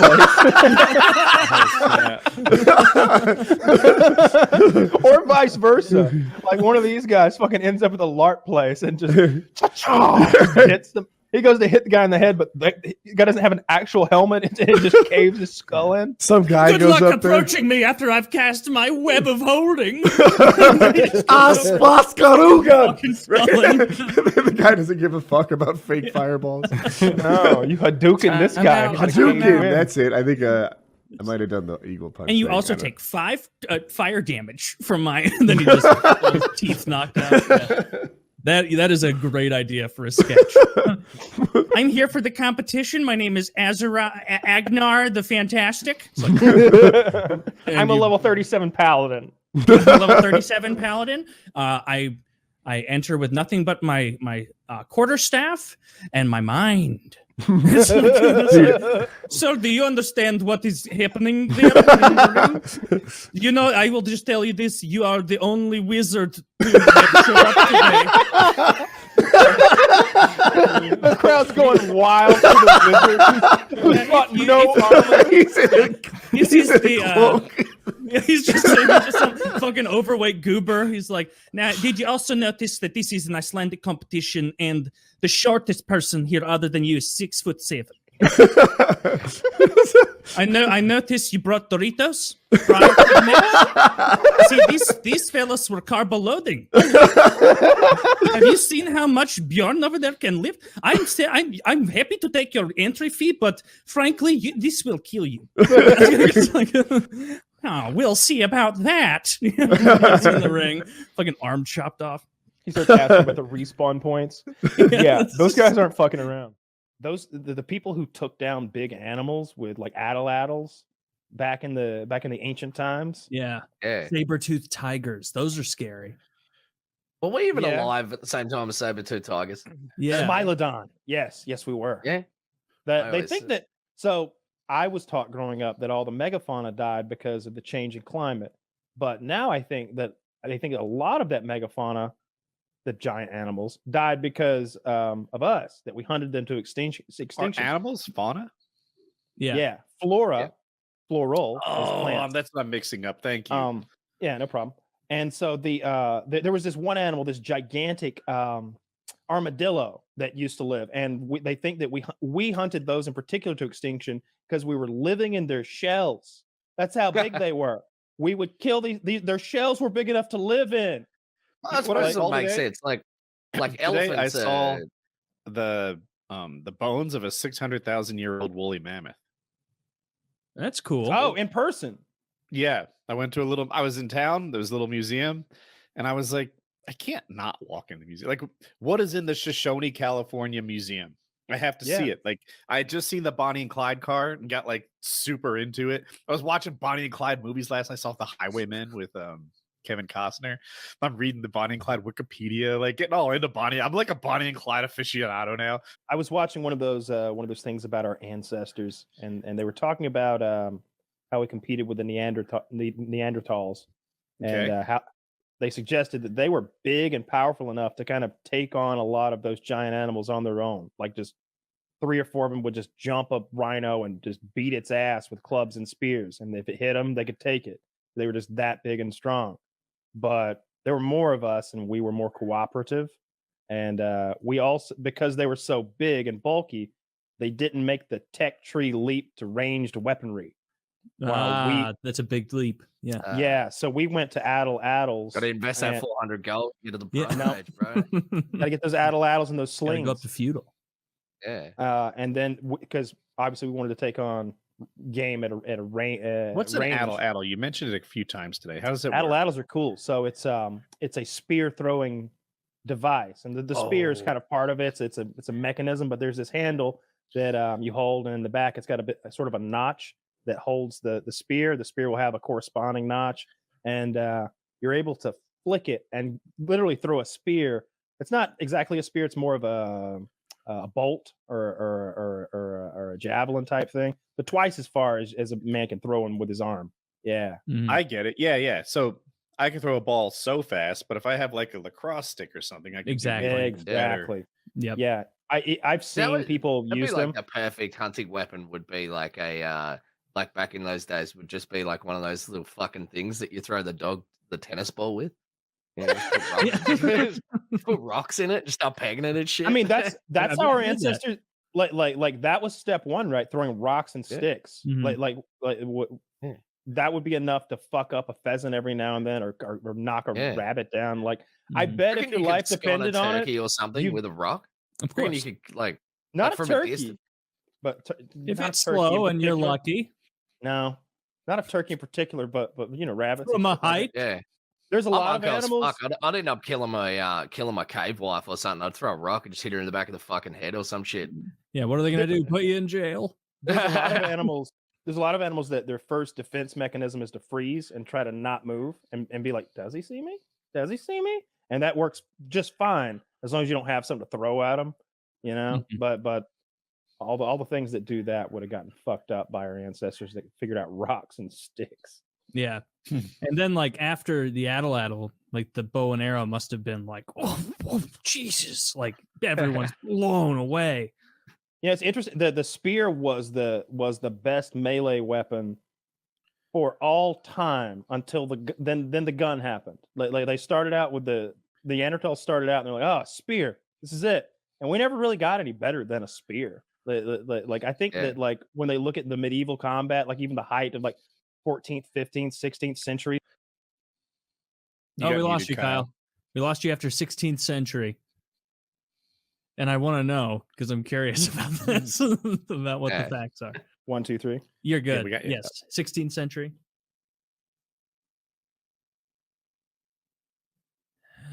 Interesting. Why isn't he talking? We hear you. Oh, he doesn't hear us. Fuck. We hear you. We hear you. Well, I know you can hear me, but I can't hear you. Okay, he gets it. We don't need hear me either. You don't need to hear me to tell your story. Tell your Guys, story. I'm gonna make up the rest of his story. So, yeah, I love this. Yes, please. From the inception of weaponry up until the 14th, 15th, 16th century was seen as the penultimate weapon, is what Kyle would say incorrectly. The spear was you there? Yeah. Okay. Tell us about how the spear was the best weapon from Stone Age until the 16th The gun. century. Until the gun. It was the best weapon. Because nothing beat the spear. Right? Nothing. Not even a bow and arrow? No, I'm talking about melee weapons. Like bow and arrow beats all the melee weapons. It's like you. Oh, does it hurt? Oh, it's hard to catch me now, isn't it? I really like that. I got like 30 of them. Evolution of armor. Like if you watch what people wore, like because you had like no armor, and then everyone started using swords because swords were like, yeah, this is the dope thing. Like we can now make dope swords. And then they're like, yeah, okay, let's wear like plate armor. This will work. And then they're like, oh, well, swords aren't really good against that. So let's start using different shit. And then they're like, oh, we'll use chainmail. And then they invented the crossbow. And then they're like, okay, none of this armor is fucking useful at all. So let's just not wear armor. And then it just like went from wearing like fucking heaps of shit to just wearing nothing. And then now we're like, oh, now we have armor. I think in like the like those like 1500s pictures, stuff like warhammers and like mauls were more popular because you couldn't just punch through the plate mail, so they would just like hit you with a fucking hammer with a spike on the end and like cave your chest cavity in. My guess would be that like what we're talking about is the richest of the rich, the knights and the badasses on the battlefield. If you took like a 14th, 15th, 16th century battlefield and you took a census out there of all the bodies, I bet most of them got poked with a spear, and then right below that they got hit in the head with a stick, and then right below that they got like ran over by a horse, and like all the way at the bottom was those 18 knights who got hit with war hammers. Well, I mean, that makes sense though, because like it's not like every dude was walking around with plate armor. That was like a status thing. So like most of them were walking around in jerkins, just getting fucked up by arrows that were, like bodkin arrows that are sharper. I think that depends on the time and like how much money the army had though. Because like say like Agincourt, like in the 1600s when England invaded France, like they talked about having like thousands of armored like fucking men, and like the French had fuckloads and they were on horseback, and then they got fucked up because the British were like, well, we got heaps of longbows, but they didn't have shitloads of money, so they were like, yeah, we'll just use fuckloads of longbows. So and the Britons were very good with archery. What was the famous battle where the England's invading France, their king is invading France, and they have the big battle where they goad the French, right? They goad the French into coming through the muddy field. That's Agincourt. That's a battle of Agincourt. That's the one that's the subject of that movie on Netflix. I think it's just called The King. The King, yeah. Yeah, they get a little creative with the history, but not too far. It's not like it's William Wallace out there all of a sudden. Like nah. There's a few things that just didn't happen, but apparently, like how muddy and sticky that field was, is the quagmire of death it created was pretty cool. And but yeah, they basically goaded the French into charging across a really muddy field into archer fire coming from three directions. I think Robert the Bruce did that as well to the King of England. At some stage during the Scottish independence, they like the battle that sort of turned the tide was essentially they had some kind of bog or like mire, and then they goaded them into coming down this like specific road where it was like a bog on either side, and then they had like fucking heaps of those like dug into the ground spears. I didn't see that in the movie. Yeah, they did do that in the movie. They did do the thing where they're like, no, this isn't in Brave. This isn't in Braveheart. This is then it didn't happen. All right, well, then I'll need Mel to sign off on it for me. Robert the Bruce was like the guy after he like sort of unified England after William Wallace died.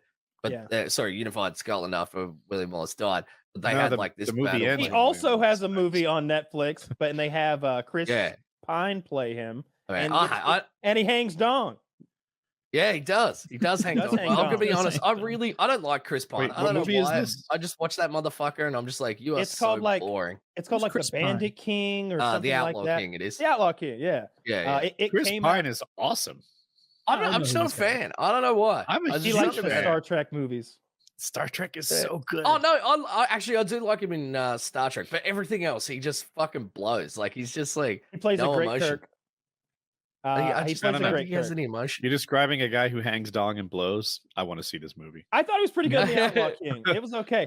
He's Robert the Bruce is the one. I'm not going to write a letter to my dad and tell him about it. Like it's not that fucking good. Yeah, that's true. That's true. Like I'm doing everything silly I can. We're going to sword combat classes on edibles, and I'm hoping that we get like you have really been plotting the fuck for so long. Let me also recommend axe throwing. 100%. You must do. They do that there. Throwing. Yeah. You got to do it. I noticed super that. fun. Yeah. My wife got me blacksmithing lessons for my birthday. Are you calling your wife the same person? The way you said it. I just was tired of saying the word wife, and this was before we were married. I started to say girlfriend and then converted because we're married now. But she got me blacksmithing lessons too, and I made a fucking dinner triangle. That's fun as hell. You're just swinging hammer. It's great making sparks. How long did that take? Like, were you just there for a day, and they're immediately like, "All right, get going, build what do you want to build, and I'll show you how." You want to fucking? It's one of those things where the pro just makes it look so, you go down there to this big forge, and there's this dude who's got a right arm that's like this, and a left arm that's like regular, and this motherfucker goes, okay, we're gonna make a dinner triangle, and I'm gonna demo it for you. And this dude makes one start to finish in about 15 minutes. And you go, okay, well, how long is that going to take me? And he goes, well, I'm swinging a 3-kilogram hammer, which I later would learn is absolutely superhuman. and he goes, you guys are going to be swinging a 1-kilogram hammer. And so this dude makes a thing, and he goes, it's probably going to take you guys about 3 hours. It took us like 6.5 hours, by the end of which I could no longer feel my upper body. Wait, are you there with a group of other people? And so it's like a craft thing where you're looking over like, that fucking bitch, his triangle's coming along faster and better. At least I'm beating Cindy though. It was like one of those. Well, I wasn't saying that bitch because it was my wife who got me the thing, and she was right there next to me making her dinner triangle. But it was her and me and 2 of my friends. So we got a private class, like Kyle's talking about, but they don't come to you. You have to go to their forge. You just take a straight piece of stock, put 2 bends in it, and now you've created the triangle. What am I missing? No, it was a little more than that. So there's a main triangle and then a clanker, right? And so the main triangle, you'd start with a square rod, and you'd put these twists in it to make it look like, you ever see like a wrought iron gate that's got the twists? Sure. So you'd make the twists, and then you'd make the bends, and it had to have this like sort of loop-de-loop thing on top of it to hang it from something. And that's all from one piece. So if you fuck it up, you got to start from a fresh piece. So that takes kind of a while. And then the clanger is another one that was just a straight piece with a looper around it, and then a thing kind of welded to the end of it. And with a 1-kilogram hammer, like, you just have to hit it way more fucking times than you do because there's just not that much mass. And did you try the 3-kilogram hammer? Oh my God, I got like 5 swings, and I was done. I mean, the number of times you got to swing this hammer is deep in the hundreds. I'm 500-600 swings we're talking about with these hammers. This guy was an animal. He didn't do any like balancing work, so he was just jacked as can be on the right side. And then he should be firing off some left-hand curls late at night. I mean, it must be. He's like a Homer Simpson style. He's a Homer Simpson style arm wrestling champion. He shows him the left, like, come on, let's go, and they're plunking the money down. I did not tell you, I am not left-handed. No, but if you could find blacksmithing classes while you're out in Colorado, like, it was really fun. It was a lot harder than I expected, but it was a good time. That's a really fun. You get some glass blowing too, maybe. Yeah, I'm not into that. I want to do like things that it's okay to be stoned while you do them, and maybe better. But glass blowing, like, what if I forget to inhale? Like I just drop dead instantly with. Wait, you said you want to go real sword fighting.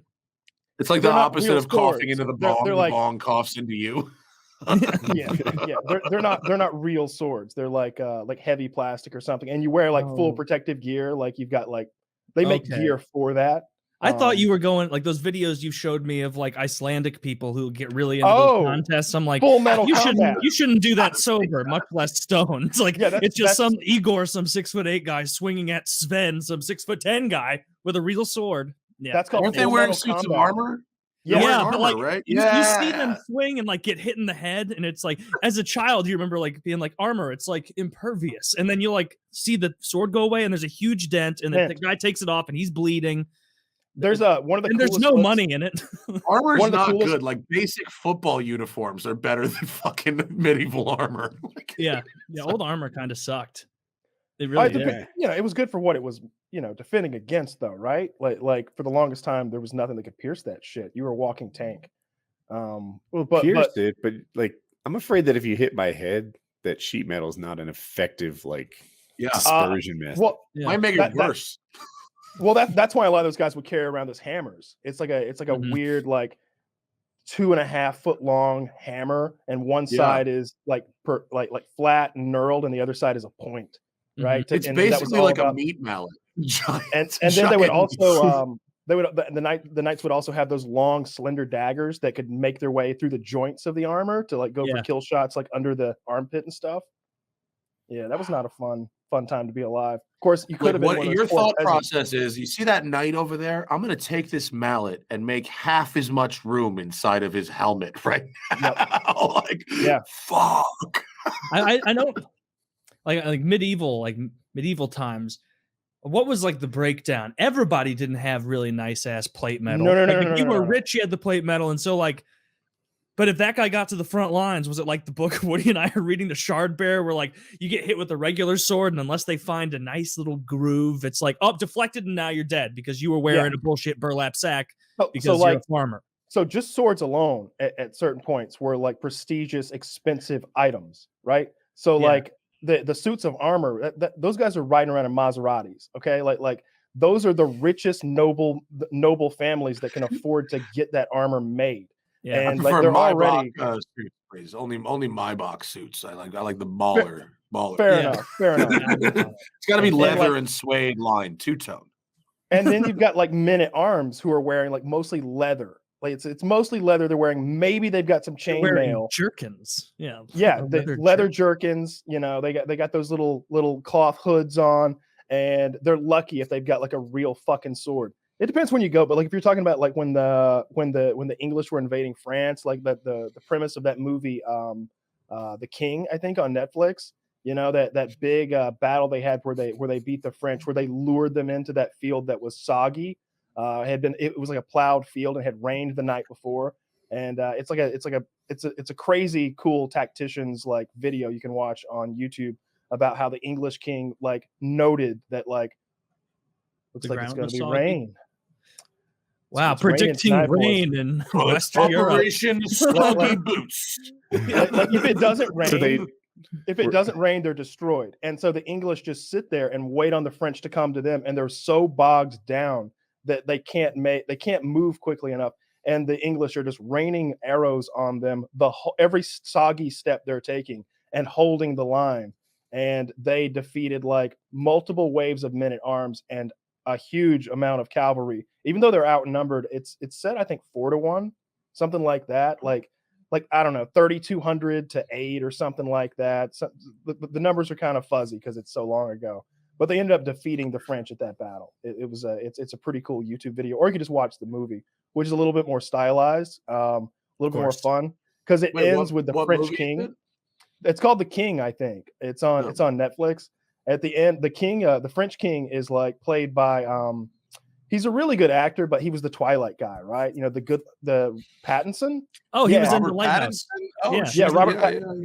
He does a great French accent. Like the English king shows up, and the English king shows up to the French camp before the battle, and he's like, "We should there's no need for all of our men to die here on this battlefield. Why don't we, you versus me? And if I lose, no Englishman will come back for 100 years. And if you win, then or if I win, then when your father dies, I will be ruler of France. Like, I'm not even saying I take over now. Like that seems fair, right? And he's just in this snooty French accent, like just, you are here to surrender to me. You will surrender.